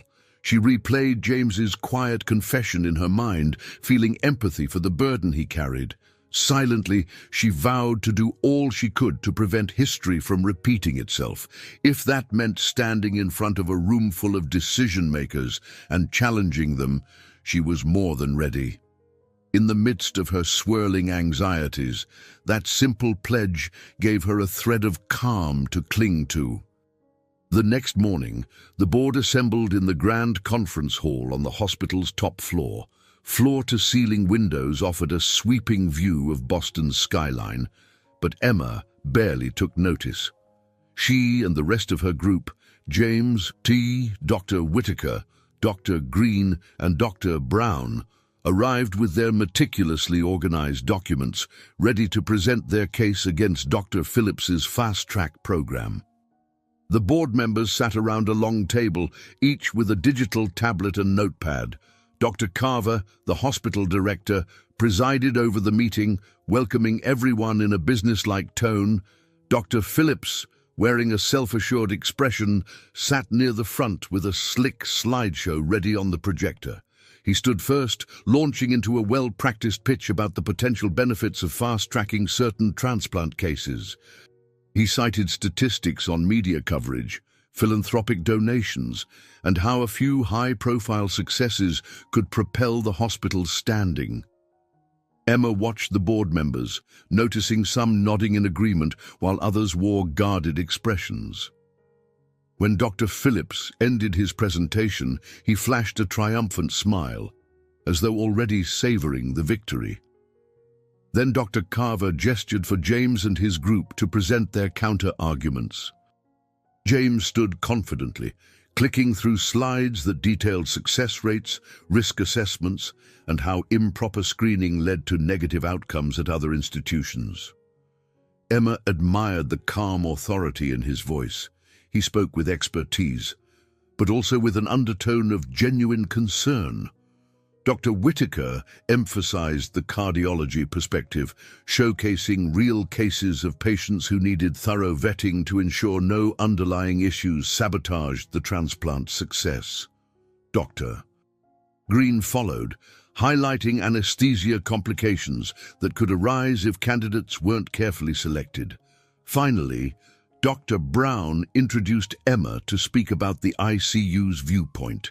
Stepping forward, Emma took a measured breath. She began with an anecdote about Mrs. Ramirez. Though she didn't disclose her name or identifying information, she painted a vivid picture of a middle-aged patient fading away while waiting for a new heart. Emma described how every shift she saw hope and life slip a little further from those waiting in the ICU.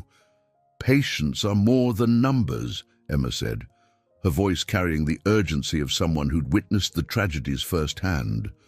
"The faster we push surgeries for the sake of publicity, the higher the chance we're skipping over those who've been on the list and could genuinely benefit."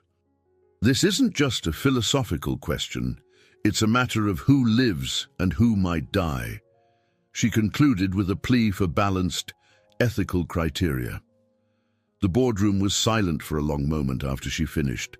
Emma's palms were damp with nerves, but she maintained steady eye contact with Dr. Carver.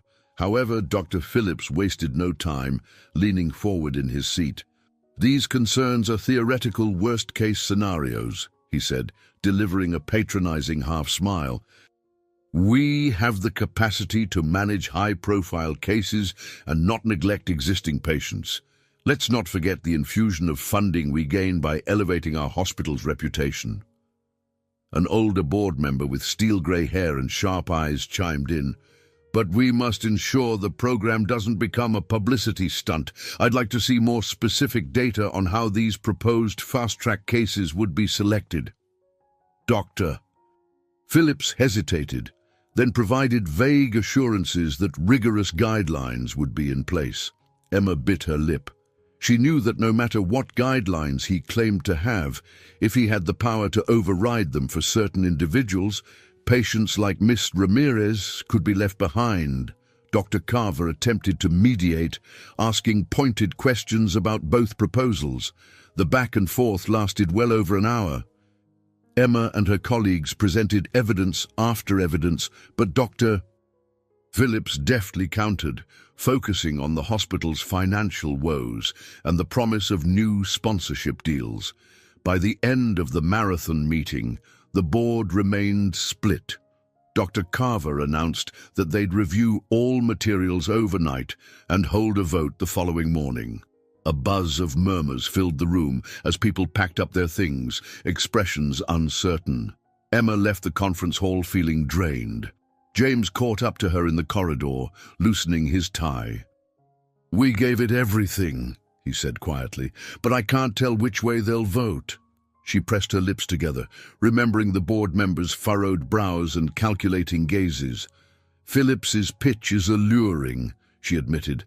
"I could see how some of them might be swayed by promises of financial stability." Dr. Whitaker approached, a grim set to his features. "We may have hit a wall too high to climb in just one session, but let's not lose hope yet. We still have tonight to gather more evidence if we can." Emma nodded, refusing to let despair take hold. "We can't give up. We owe it to people like Miss Ramirez. Let's regroup and see if there's anything else we can add to our case." As they headed back downstairs, Emma caught the smug look Dr. Phillips tossed in their direction. She felt her stomach twist, but her conviction only hardened. This wasn't over. Regardless of how steep the climb, she and her allies would continue fighting for a fair system, one that recognized every patient's right to a chance at life, not just the ones who could put the hospital's name in lights.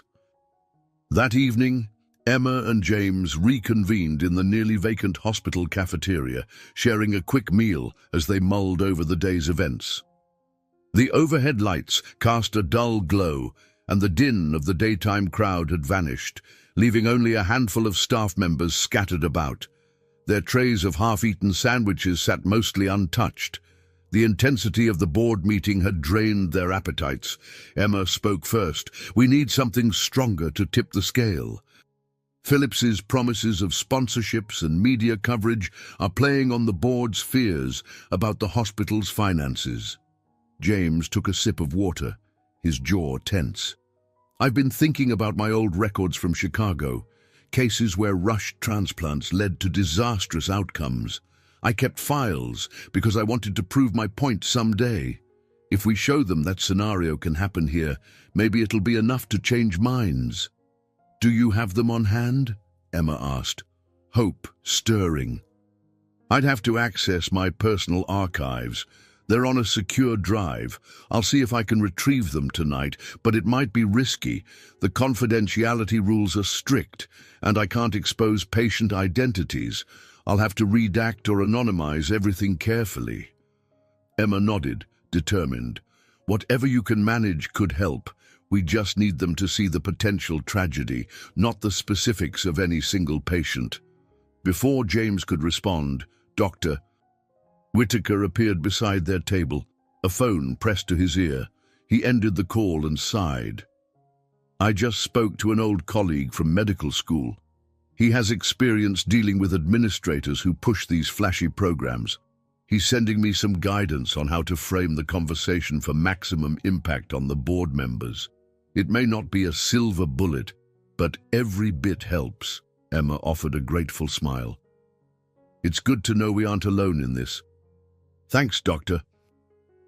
As the men parted ways to work on last-minute additions to their presentation, Emma turned down the hallway toward the ICU. She had promised Miss Ramirez she'd stop by before heading home. Inside the curtained room, Irene's face looked even paler than it had that morning, and her breathing was labored. "Hey," Emma said gently, pulling a stool close to the bed. "Long day for both of us." "Huh?" Irene's lips twitched into a weak smile. "I've been thinking too much, worrying I won't get the transplant in time." Her voice cracked, revealing her underlying fear. "My daughter calls every few hours, asking if there's been any change. I keep telling her to stay hopeful, but part of me—" She trailed off, tears gathering in her tired eyes. Emma placed a comforting hand on Irene's wrist. "We're fighting for you. There's a vote tomorrow that could affect how we handle transplants." I can't promise anything, but please know you're not just a name on a list. People here care about your life. Tears slid down Irene's cheeks. That's all I need to hear sometimes, that someone cares. Emma swallowed hard, feeling a renewed surge of resolve. She gently adjusted Irene's blankets before stepping out to check Mr. Coakley. The older man was still in a precarious condition, though the medical staff noted a slight improvement in his reflex responses. Encouraged, Emma jotted down some observations in his file. Small victories were still victories. A soft knock at the ICU door made her look up. Charlotte peered in. "Mind if I help? I'm done with my shift, but I can spare some time." Grateful for the support, Emma nodded. As they handled routine tasks, Charlotte gave her a sidelong glance. "You seemed super stressed after the board meeting. How are you holding up?" "Honestly," Emma sighed, "I'm determined, but it's scary. Phillips is a tough opponent. He practically has half the board convinced that quick success stories will fix our financial issues." Charlotte patted Emma's shoulder. "You're doing the right thing, and you've got people in your corner. Dr. Whitaker, Dr. Green, Dr. Brown, and James, obviously." Emma felt a flicker of warmth at the mention of James. "Yeah, he's a big part of this. He's even planning to bring up his experiences from Chicago, though it's risky." Charlotte gave her a knowing smile. "You two work well together, and I don't just mean professionally." Emma flushed slightly, but her friend's words reminded her of the careful bond that had grown between them, one forged in the midst of crisis and moral battles. "I'm not sure if there's space for anything more right now," she admitted, "but I won't deny he's become important to me." They finished their work, and as Emma left the ICU, she waved goodbye to Charlotte. On her way out, she checked her phone. A message from James glowed on the screen. "I have the Chicago files. I'll be working all night to redact them. Wish me luck." She smiled, typing back a quick, "Good luck. Let me know if you need help." Then, stepping into the crisp evening air outside the hospital, she felt that intangible strength that comes from knowing you're not fighting alone. The day had started in near despair, but it ended with allies emerging from unexpected places and new evidence that could tilt the board's decision. It wasn't over yet, but Emma felt, for the first time in days, a glimmer of hope. Morning arrived with a palpable sense of anticipation. The board reconvened, this time in a smaller but equally formal chamber on the same top floor. Emma, James, Dr. Whitaker, Dr. Green, and Dr. Brown all stood near the back, waiting for their turn to speak again. Dr. Phillips sat off to the side, exuding a quiet confidence that made Emma's nerves flare. As Dr. Carver began the session, James stepped forward to distribute a carefully edited set of documents from his Chicago days. He introduced them as hypothetical case studies, illustrating the dangers of expedited transplants. Names and identifying details were blacked out, but the stark facts remained. Patients pushed through for non-medical reasons, complications arising that could have been prevented with better screening, and tragic outcomes that led to lawsuits and public outcry. Some board members flipped through the pages with grim expressions. A few exchanged worried glances, their initial skepticism fading under the weight of tangible evidence. Dr. Phillips's lips thinned. He cleared his throat and tried to downplay the documents as isolated incidents, but the tension in the room suggested otherwise. Next, Dr. Whitaker offered a succinct follow-up, tying the case studies to the hospital's current plan. He pointed out how easily Hospital Memorial could walk down the same path if they bypassed thorough evaluations just to get faster wins. Emma's heart pounded. She saw subtle shifts in the board members' postures, arms uncrossing, heads tilted with renewed interest. Dr. Phillips grew more agitated, flipping through the slides on his tablet, likely searching for a counter. When Emma was invited to speak again, she drew a slow breath. "I want to bring attention to the stories we see in the ICU," she began, voice steady. "We have a patient, anonymized, of course, who has waited patiently for a heart transplant. She doesn't have media connections or deep pockets, but she has a family who loves her and a life she wants to keep living."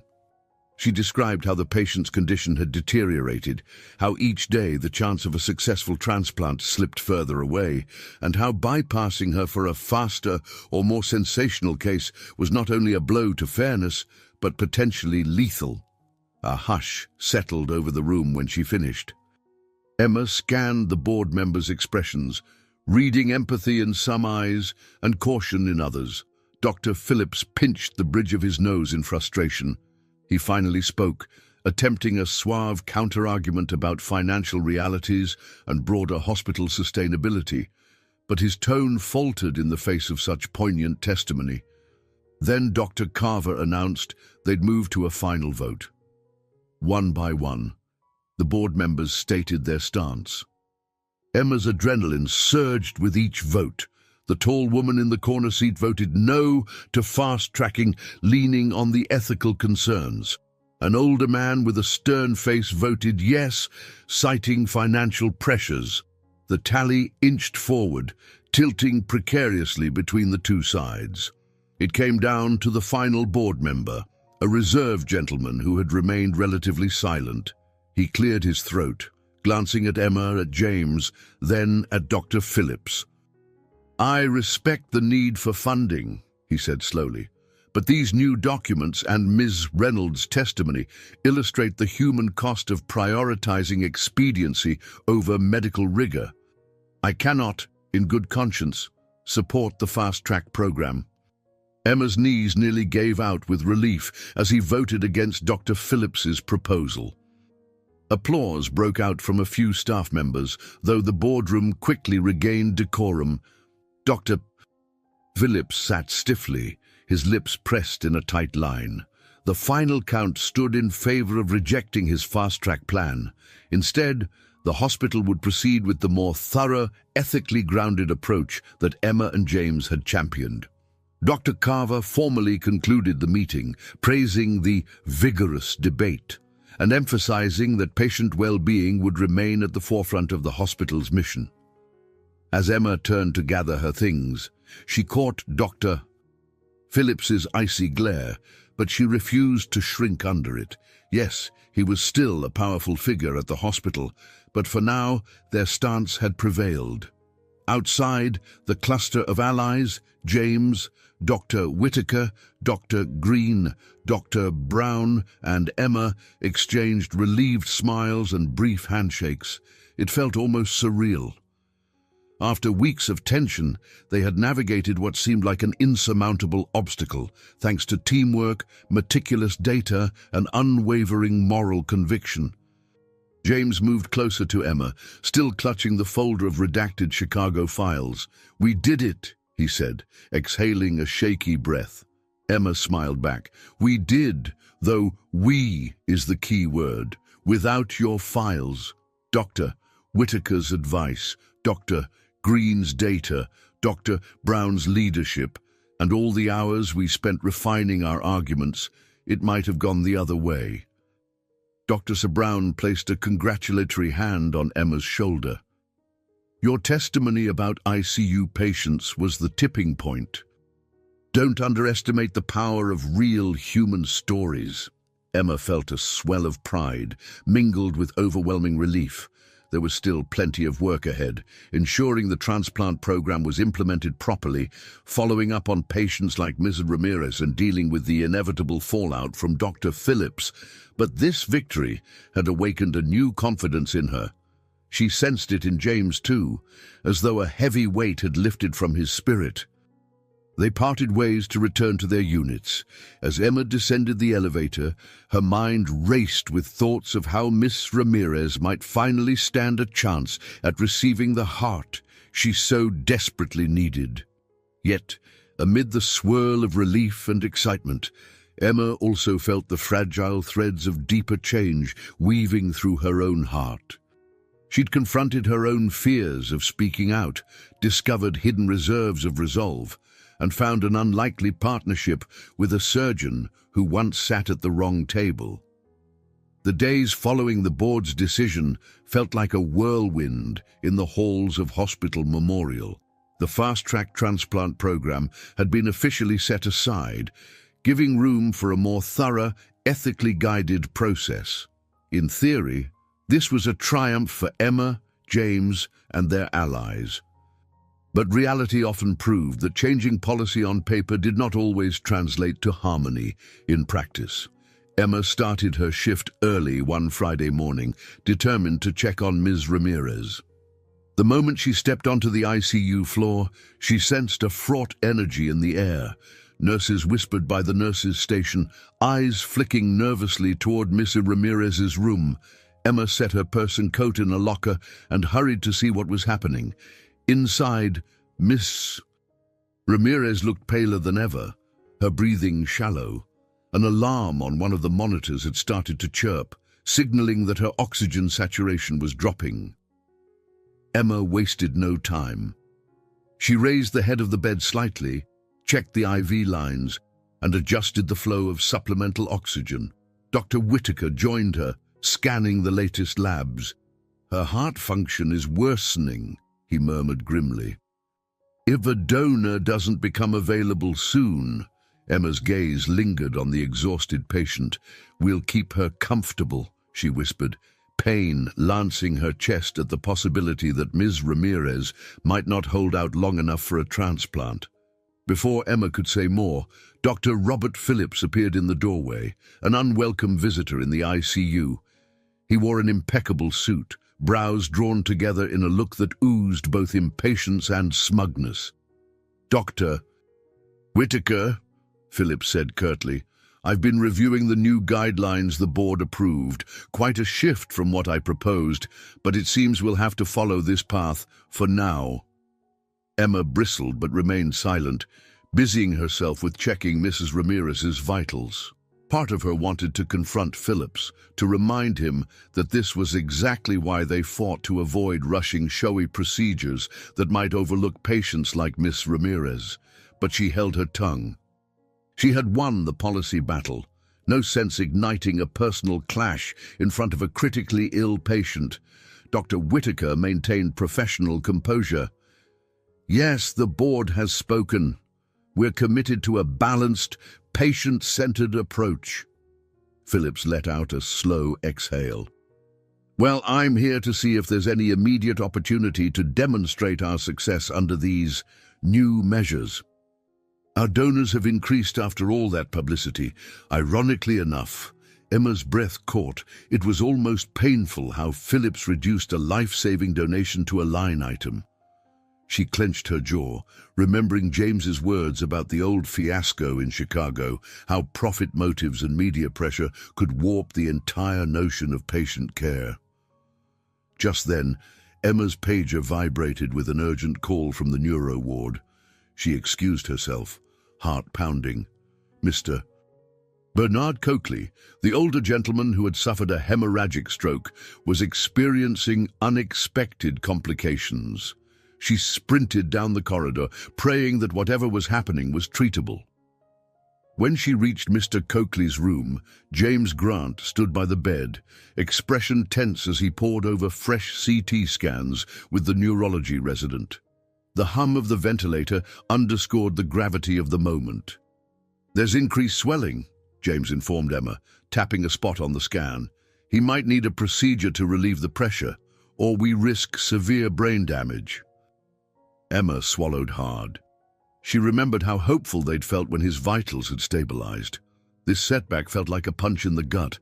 "What's the plan?" she asked. James set down the scan.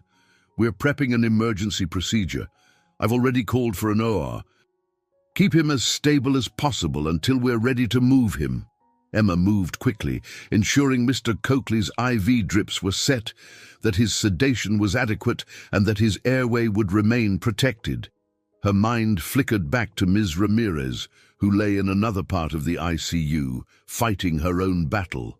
The stress of trying to save multiple lives at once tugged at Emma's heartstrings, a stark reminder of the hospital's relentless demands. Just as she finished, James's phone buzzed. He answered with a curt greeting, his brow furrowing as he listened. After a beat, he ended the call and looked to Emma. "They found a potential donor heart for Miss Ramirez. The match is marginal, but might be workable." Emma's eyes widened, relief washing over her. "That's incredible. Does the transplant team know?" James nodded. "They're preparing to confirm viability.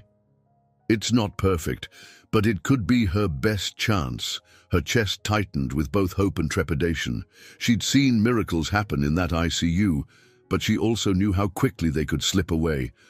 "I'll make sure she's ready," she said softly, already thinking of how to stabilize Ms. Ramirez for possible surgery.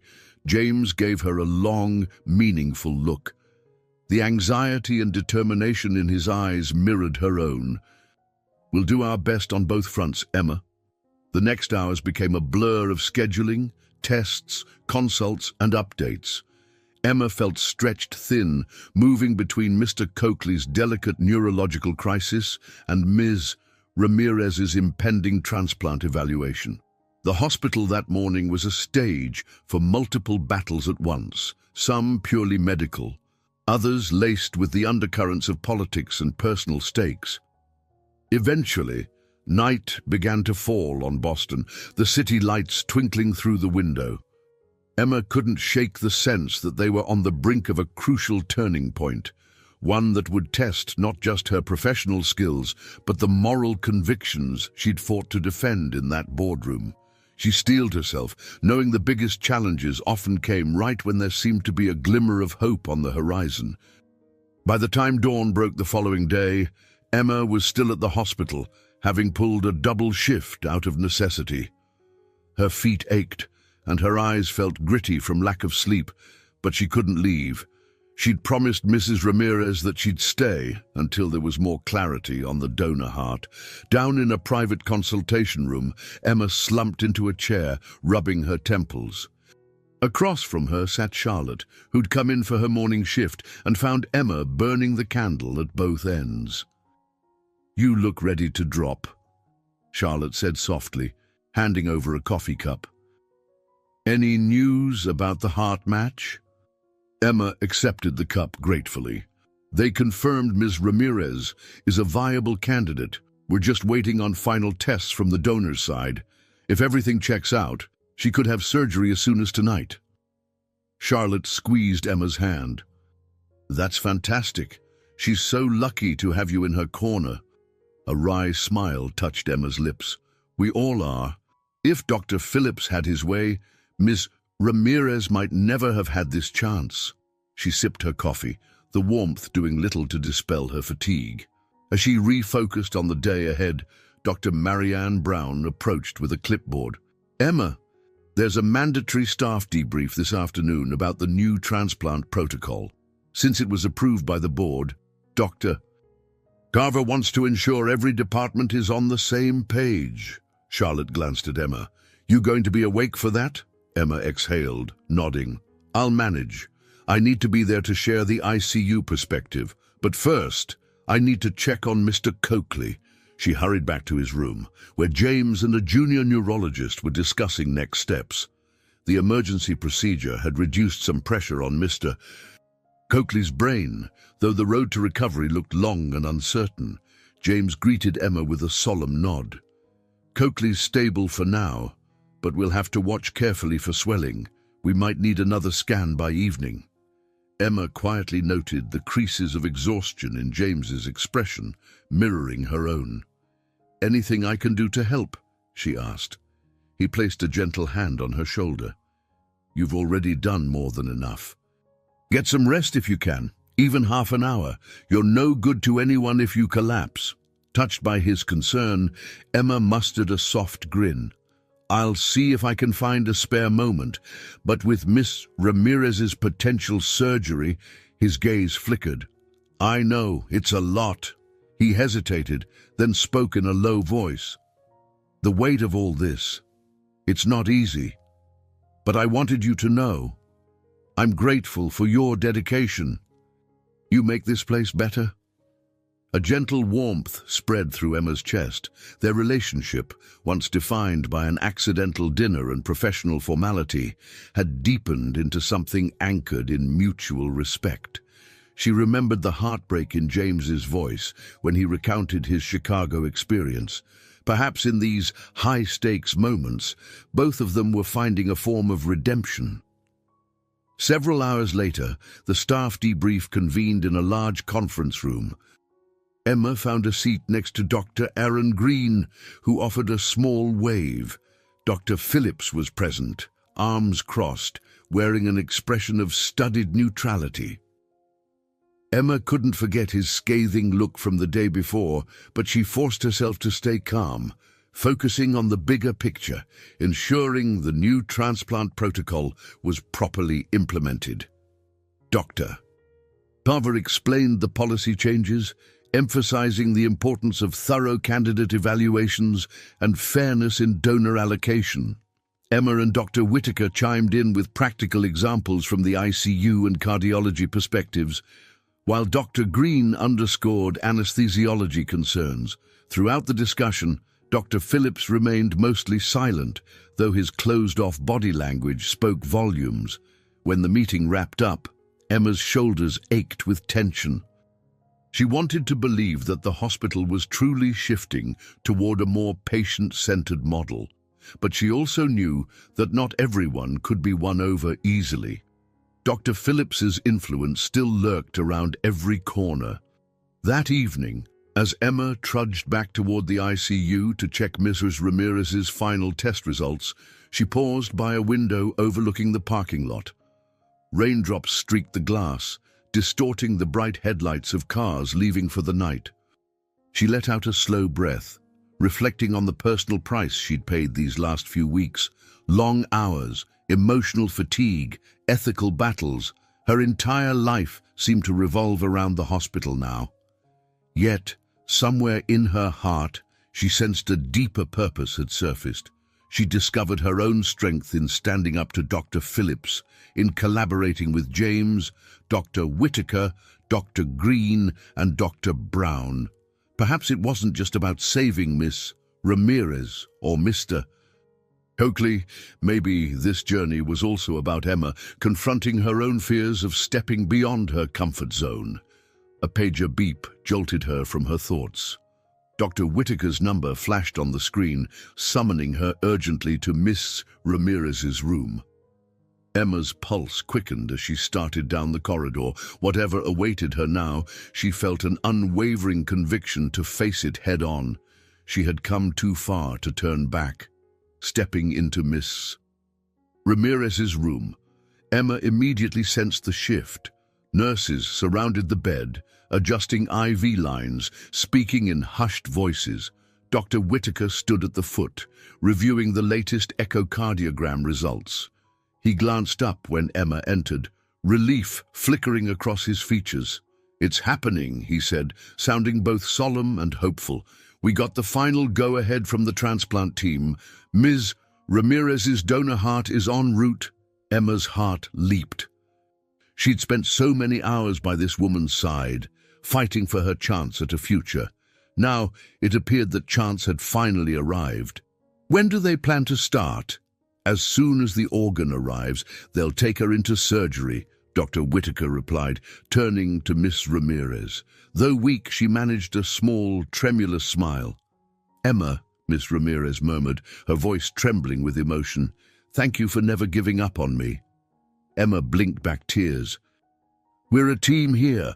You just focus on staying strong, okay?" The rest of the afternoon blurred as Miss Ramirez was prepared for the operating room. Emma busied herself with preoperative procedures, verifying medical records, ensuring the correct blood type cross-match, and explaining the process in a gentle but clear voice. Despite her exhaustion, she felt a wave of renewed energy, fueled by the promise of a life-saving surgery. Once Ms. Ramirez was safely wheeled into the OR, Emma lingered outside in the waiting area, too restless to sit. She offered a silent prayer that the new heart would fit seamlessly. that no last-minute complications would arise. Memories of Dr. Phillips's talk about prime cases flickered in her mind, but she pushed them aside. This was exactly why they had fought so hard, so that people like Ms. Ramirez wouldn't be lost in the shuffle of hospital politics. Soon, James arrived, having been updated by Dr. Brown. He was still wearing his scrub cap from a recent neurosurgery case, the faint lines of pressure etched on his forehead. "I heard Ms. Ramirez finally got the green light," he said, voice subdued yet hopeful. Emma nodded, feeling the tension ease slightly in his presence. "They've started. Dr. Whitaker's assisting the transplant surgeon. It all feels surreal." James placed a reassuring hand on her shoulder. "It's moments like this that remind us why we do what we do, right?" She met his gaze, recalling the stories he'd shared of his past, how one rushed case could darken a bright career. Now, they stood on the verge of a triumphant outcome.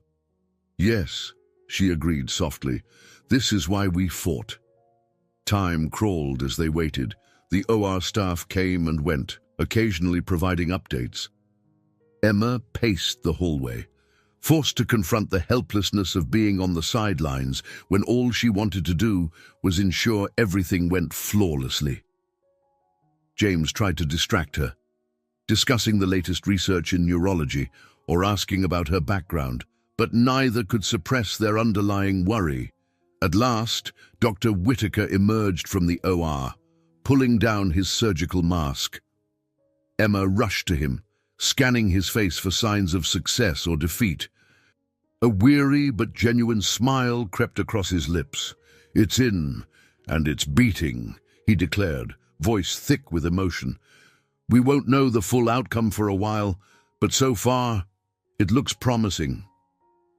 Emma felt tears prick her eyes as she let out a relieved breath. "Thank you," she whispered, though she wasn't sure if she was addressing Dr. Whitaker, fate, or some higher power.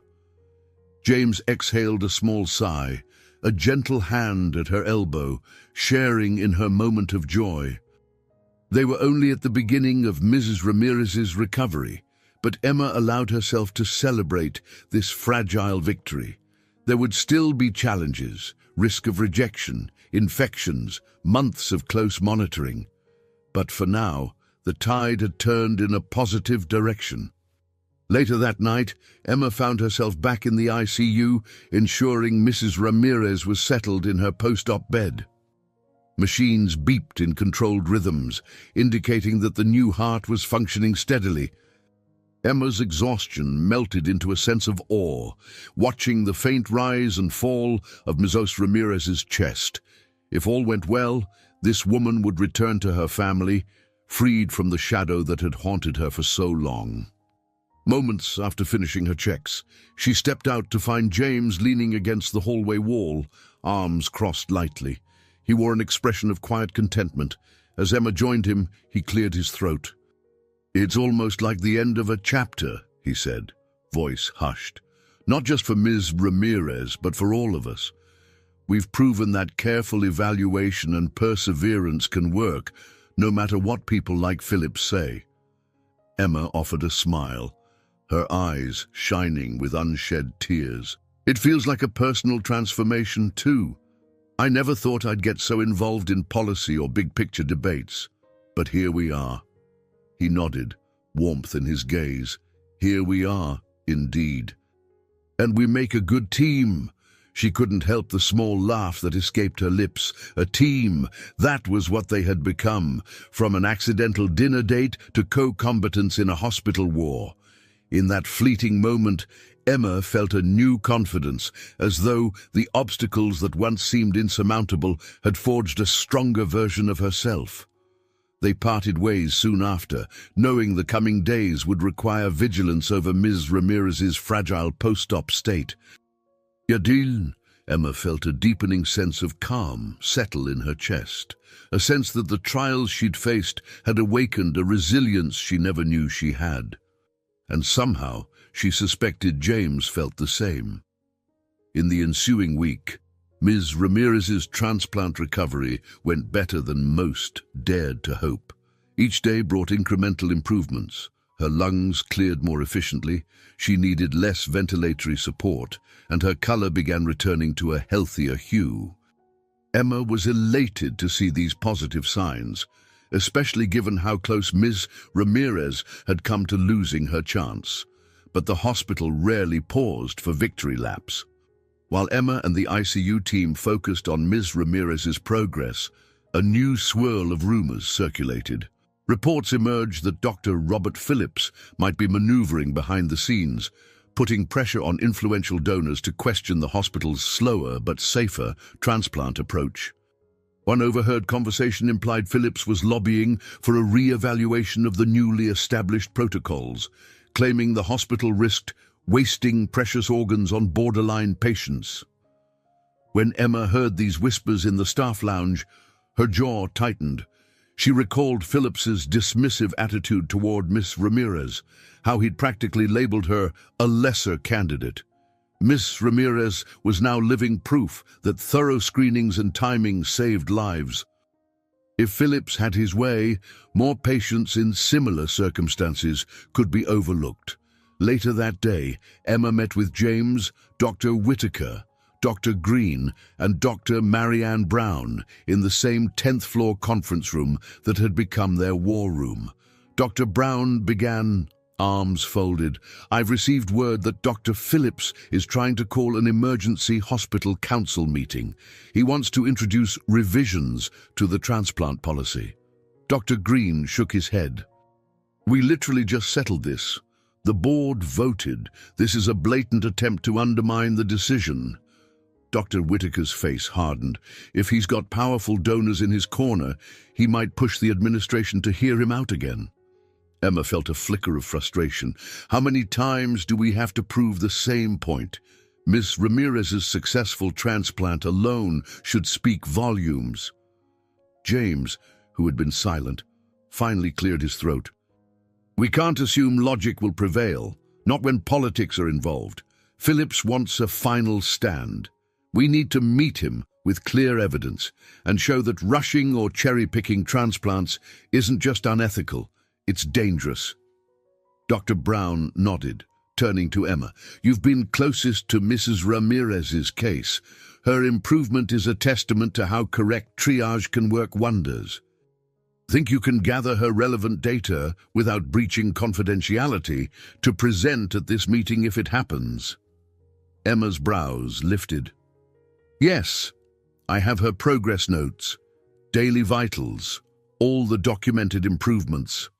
I just need to anonymize anything that could reveal her identity." Dr. Whitaker put a hand on Emma's shoulder. "This might be the final test for all of us. We've proven ourselves once, but we must be ready to defend it again if Phillips forces the issue." They broke from the meeting with a plan. Gather the latest patient data, highlight success stories, and reaffirm that the current, more cautious transplant protocol served the hospital's long-term reputation better than quick publicity. Emma felt a weary sense of déjà vu. Once again, they were preparing for confrontation, but this time with a deeper conviction that their stance was undeniably correct. That evening, Emma found James in the corridor outside the neuro wing, slumped against a wall in a rare display of exhaustion. She approached quietly. "Long day?" He exhaled sharply. "We had back-to-back surgeries, and I had to referee an argument between two residents over a questionable scan. And now Phillips is stirring trouble again." He raked a hand through his hair. "Sometimes I wonder if this place will ever truly know peace." Emma managed a small smile. "Probably not, but that's the nature of a hospital. Still, we can hold to our principles. We owe it to patients like Miss Ramirez and Mr. Coakley." At the mention of Mr. Coakley, James's expression brightened slightly. "He's making slow progress, by the way. Not out of the woods, but the last scan showed reduced swelling. He might have a chance at regaining some functionality." Her relief was palpable. "That's wonderful news. Maybe we'll get 2 miracles in 1 month." Their eyes met, and Emma saw a reflection of her own determination in James's gaze. For a fleeting second, she wondered what might have been if she'd known from the start that he was a surgeon at Hospital Memorial. Would she have grown so invested in his moral battles? Probably not. Fate had brought them together in a roundabout way, and now she couldn't imagine facing these challenges without him. Stepping closer, she lowered her voice. "So, if Dr. Phillips does get his emergency meeting, we'll stand united again, right?" "Always," James said softly. Then he added, "This hospital, it's become my second chance. I can't let someone like Phillips undermine it." Emma felt a tender surge in her chest, recalling how James had once been shunned in Chicago over a flawed transplant case. Here, he had regained his voice and used it to protect patients. "We won't let him," she replied, a quiet certainty in every syllable. They said goodnight, aware that the next few days would be filled with hurried data collection, political maneuvering, and no small amount of stress. Yet Emma felt resolute. They'd faced one storm already and emerged victorious, tired and shaken, but victorious. If Phillips wanted another fight, they would give it everything they had, fortified by success stories and strengthened by the trust they had built in each other. Tension rippled through the hospital corridors one crisp morning when the announcement came. Dr. Phillips had succeeded in calling an emergency hearing. Donors, select members of the board, and key department heads were to gather in an auditorium on the ground floor. Emma learned about it via a mass email from Dr. Carver, who stated that recent developments in the transplant program warrant open discussion. As Emma headed there with her binder of anonymized data, she couldn't help the flutter of nerves in her stomach. Unlike the formal board meeting, this would be a larger, less predictable gathering. Dr. Phillips, never one to shrink from the spotlight, would no doubt take advantage of the bigger audience. She arrived to find the auditorium half-filled. Rows of chairs faced a makeshift podium. Dr. Carver stood at the front, reviewing note cards. Dr. Whitaker, Dr. Green, and Dr. Brown offered Emma small nods of encouragement from a side row. James was still on his way, finishing a consult on the neuro floor. When Dr. Phillips took the podium, the hush that fell was electric.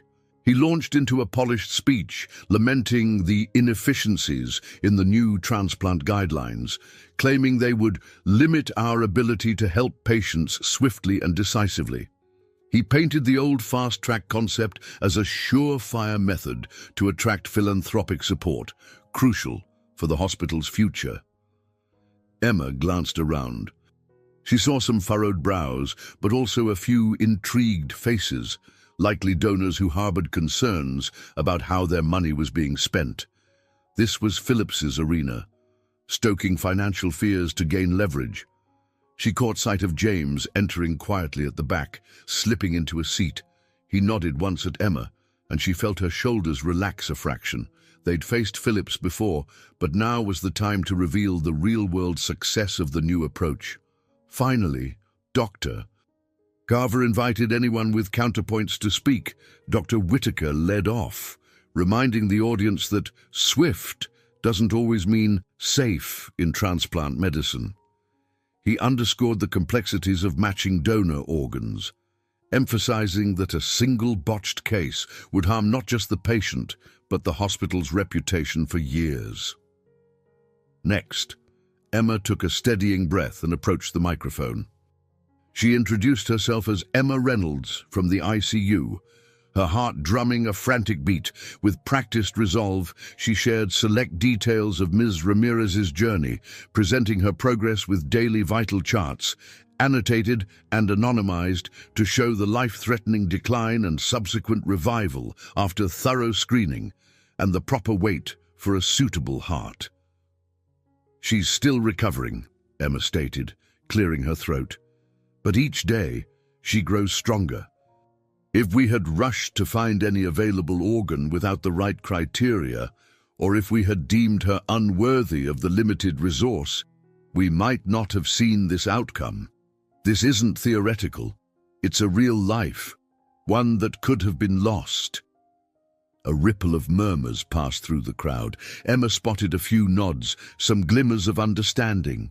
She stood firm, determined not to let Dr. Phillips's rhetoric overshadow the human story in front of them. Dr. Phillips attempted to interject, but Dr. Carver politely gestured for him to wait. Then James rose, holding a slim folder. "Ladies and gentlemen," he began, voice calm but resonant, "I'd like to highlight how a thorough protocol not only saves patients but also fosters trust among staff. It's demoralizing to force healthcare workers to bypass critical screenings for the sake of speed or publicity. When staff trust the system, outcomes improve. That translates into better statistics, not just for one high-profile case, but for every patient who walks through our doors." Emma caught the quick flash of admiration in Dr. Brown's eyes. Clearly, James's credibility as the new but highly respected neuro chief carried weight. Dr. Phillips's jaw tightened, his smooth confidence wearing thin. In the final moments, Dr. Carver opened the floor for a broader vote of confidence in the existing yet more methodical transplant policy.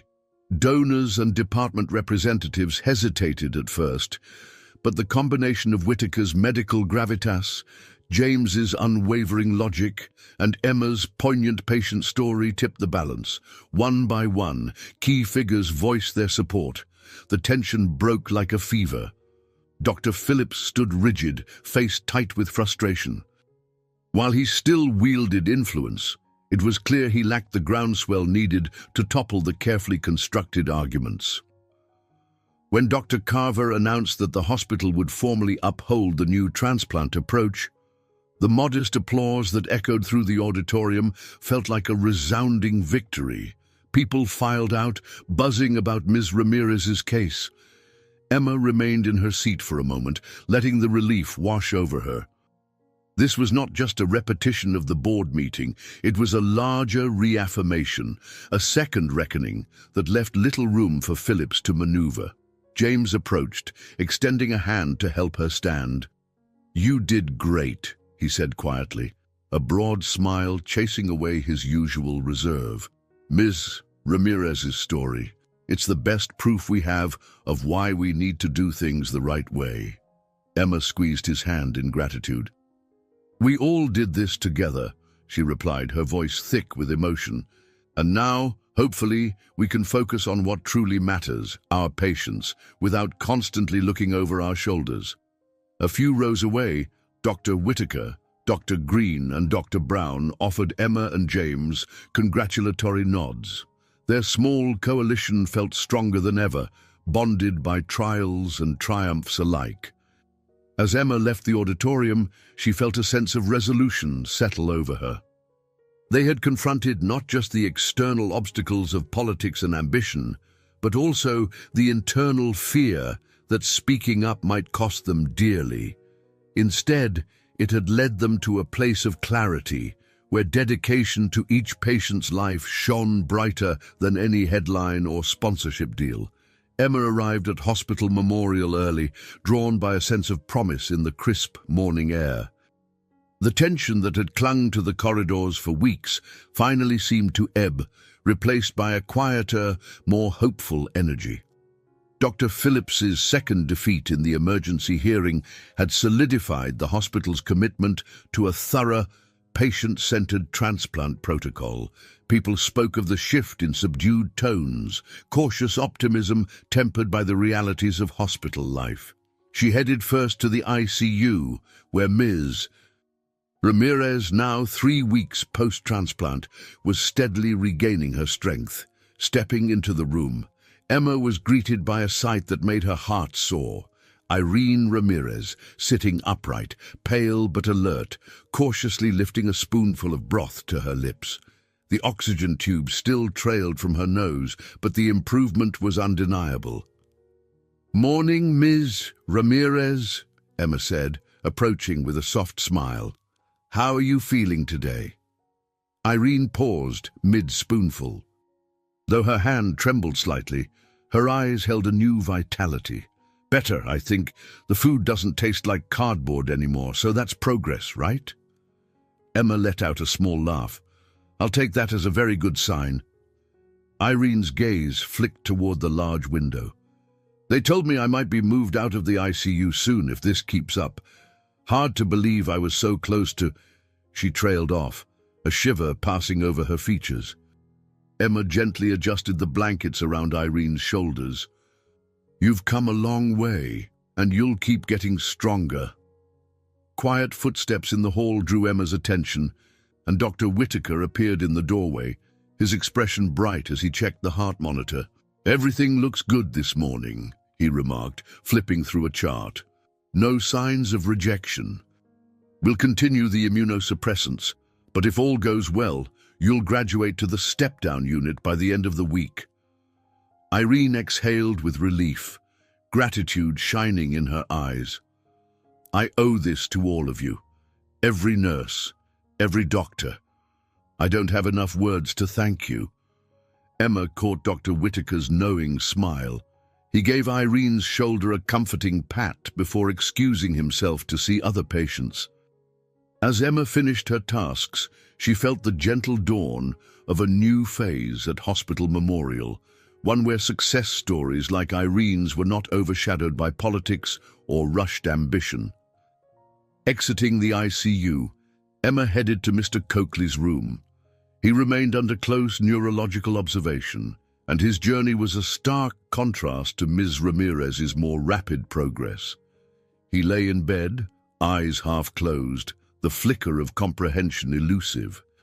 Still, the monitors indicated tiny improvements in his brain function each day, a testament to the slow but possible recovery from his hemorrhagic stroke.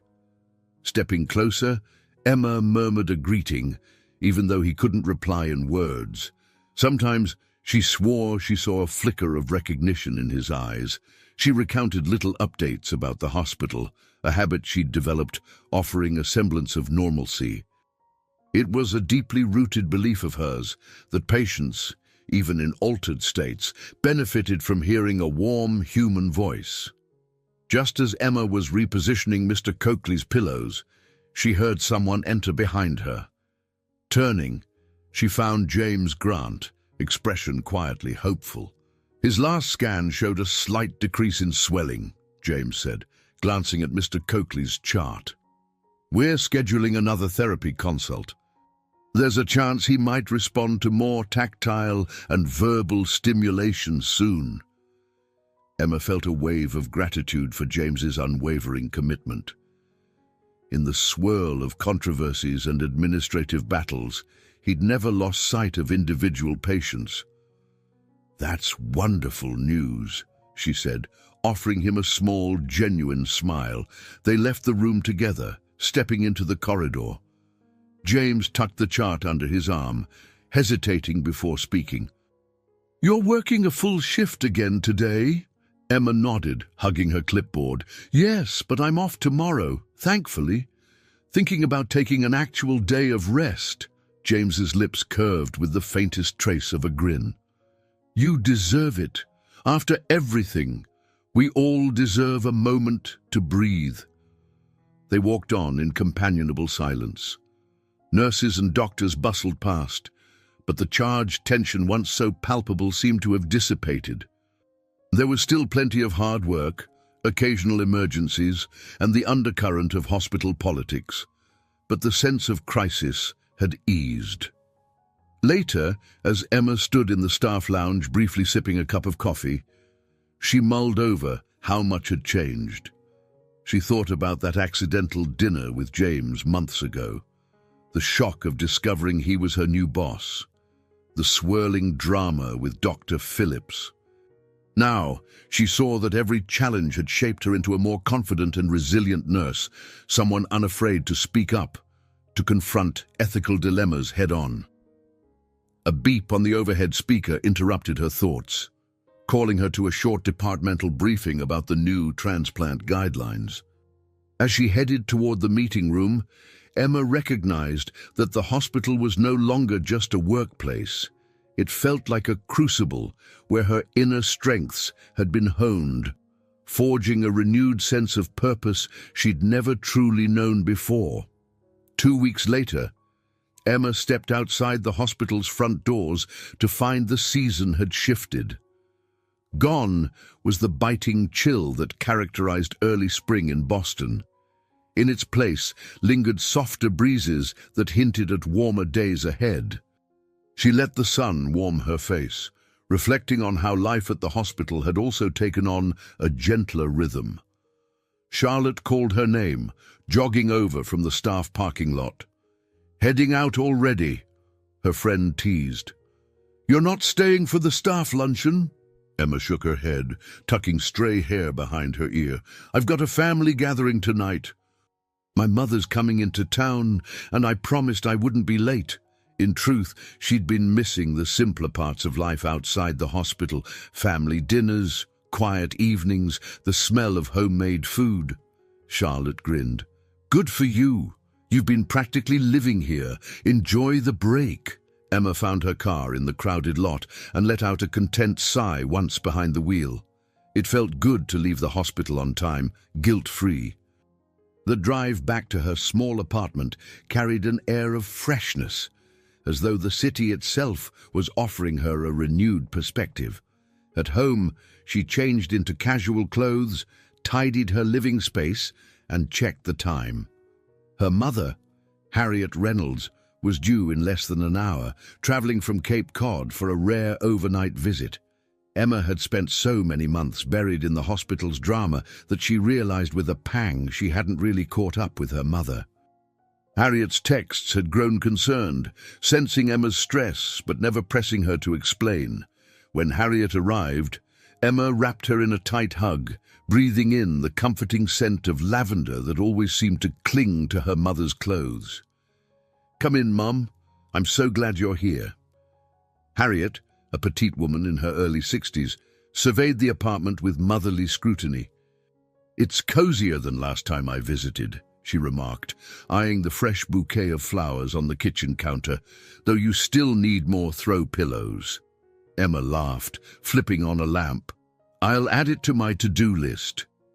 They settled into the small living room, Emma fetching them both mugs of tea. Harriet's eyes sparkled with a mixture of love and concern. "How have you been, dear? You look different. Stronger, maybe?" Emma considered how to answer, recalling months of nighttime shifts, emotional confrontations with Dr. Phillips, and the quiet moments at patients' bedsides. "I've been through a lot," she admitted, "but it's turned out okay. Actually, I think I've found a deeper sense of purpose at the hospital. It's not just about going through the motions anymore." Her mother listened intently. Emma spoke about Ms. Ramirez's successful transplant, about Mr.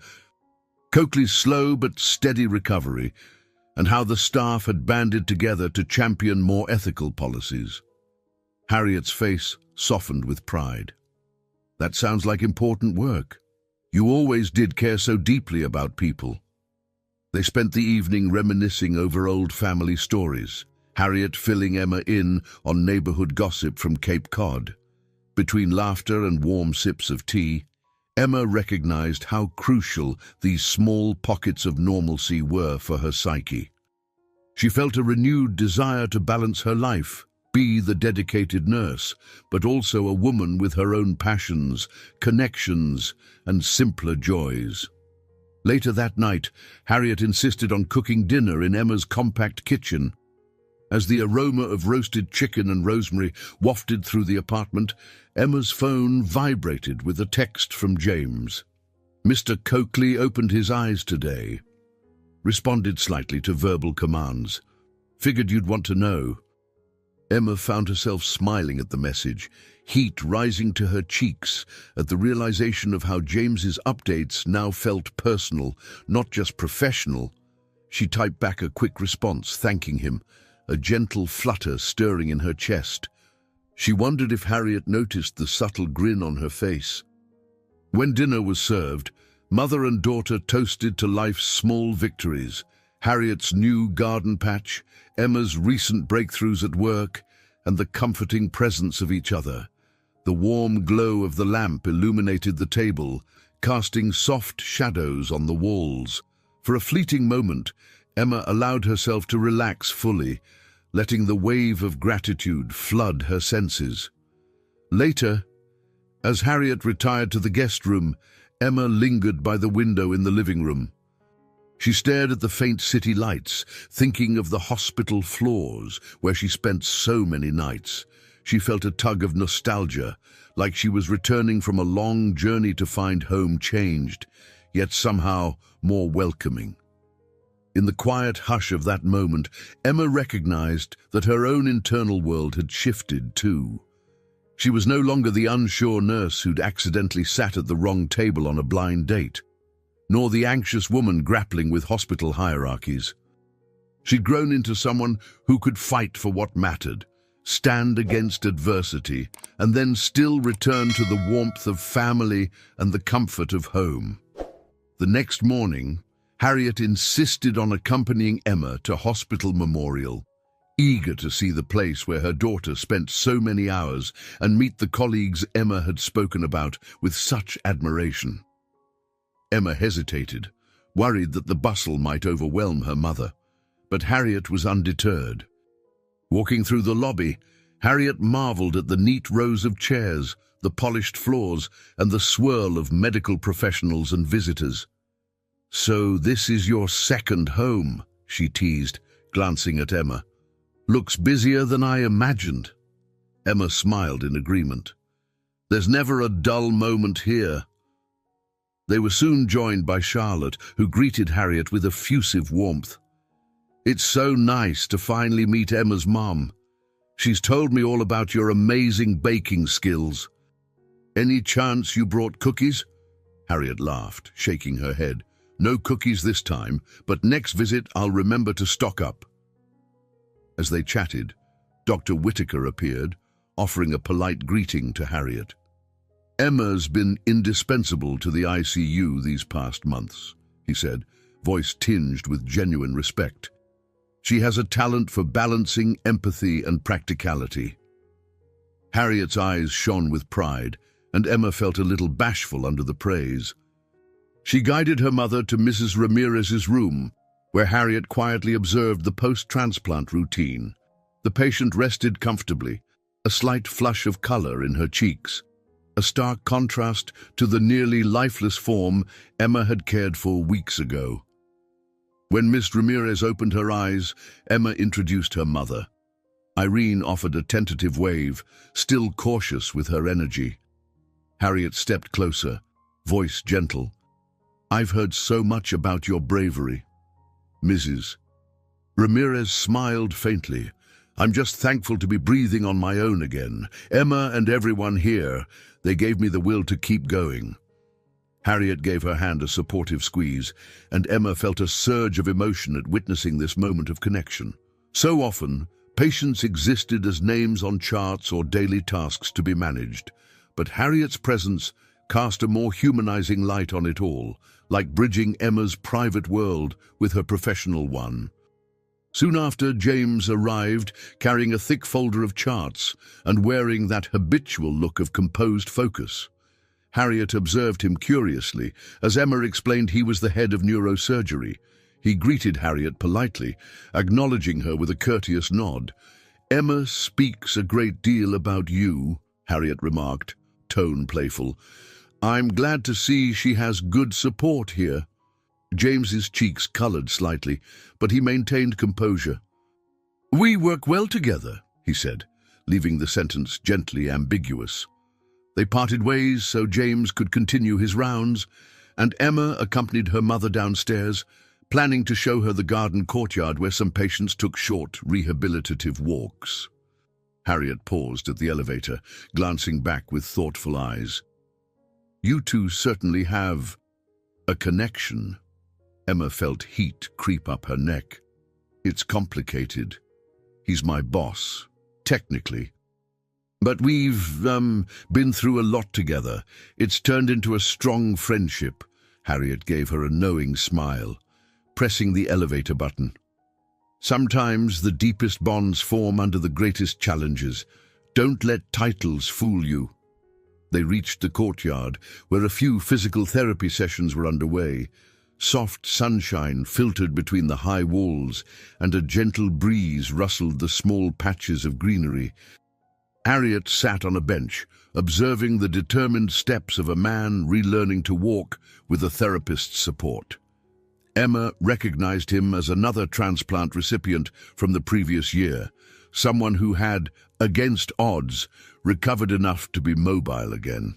Emma sighed contentedly, feeling a ripple of fulfillment in seeing the tangible fruits of her work. Harriet placed a hand on Emma's arm. "It's beautiful, what you and your colleagues do. It reminds me that behind every statistic or debate is a person who wants more life." Emma nodded, recalling Ms. Ramirez's new lease on life, Mr. Coakley's slow but hopeful recovery, and countless other patients who had passed through the hospital's doors. She thought back to the intense meetings with Dr. Phillips, the board showdowns, and the hours she and James spent gathering evidence. All that turmoil had, in the end, reaffirmed the best of what medicine could be. They lingered in the courtyard until Harriet had seen enough to feel the heart of the hospital, its patients, staff, and subtle daily miracles. On their walk back inside, Harriet patted Emma's shoulder gently. "I'm proud of you, dear. You've grown so much, facing adversity and finding a way to stay true to yourself." Emma felt her throat tighten with emotion. She remembered the girl she'd been only a few months before. Uncertain and hesitant. Now, there was a quiet assurance in her steps. She realized that Harriet was right. She had changed, and in a way that made her more open-hearted yet stronger in her convictions. Together, they wandered past the ICU's glass-paneled doors one last time, before Harriet prepared to depart. Emma suppressed a swell of gratitude, grateful for this moment where her mother could see firsthand the life Emma had forged, a life brimming with challenges, yes, but also immense hope and purpose. That evening, Emma stood in the nearly empty break room, gazing through the window at the distant city lights. Harriet's visit had left her feeling comforted and introspective. She'd walked her mother out to her car with heartfelt goodbyes, promising to call more often. Now, alone with her thoughts, Emma mulled over how to build a more balanced life, one that honored her dedication to the hospital but also nurtured personal connections. She heard footsteps behind her and turned to see James, still in his scrubs, the faint lines of a long shift etched on his face. He studied her for a moment, a slight smile shaping his lips. "I've been looking for you," he said softly. "Got a minute?" She nodded, and they moved to a quieter corner near a row of chairs. She caught sight of the tension in his shoulders, a lingering residue from the day's demands. "Everything all right?" she asked, voice low. He gave a small shrug. "As all right as it can be in a hospital. Mr. Coakley's responding better to therapy. Ms. Ramirez continues to improve. The staff morale seems higher now that Philip's influence has diminished." Emma felt relief flood her chest. "It's like we're finally seeing the results of all that hard work." James leaned forward, his voice quieter. "I wanted to say something. After everything that's happened, your support, your insights, the courage you showed in those meetings, you've changed how I see this profession. You've reminded me that medicine isn't just about knowledge or skill. It's about heart, something I'd lost sight of for a time." Emma's cheeks warmed, and she tucked a strand of hair behind her ear. "I could say the same about you. You've shown me that we can push boundaries and still stay true to our values." He paused, struggling for words. Then, in a rare moment of vulnerability, James reached for her hand. "Would you like to get dinner sometime?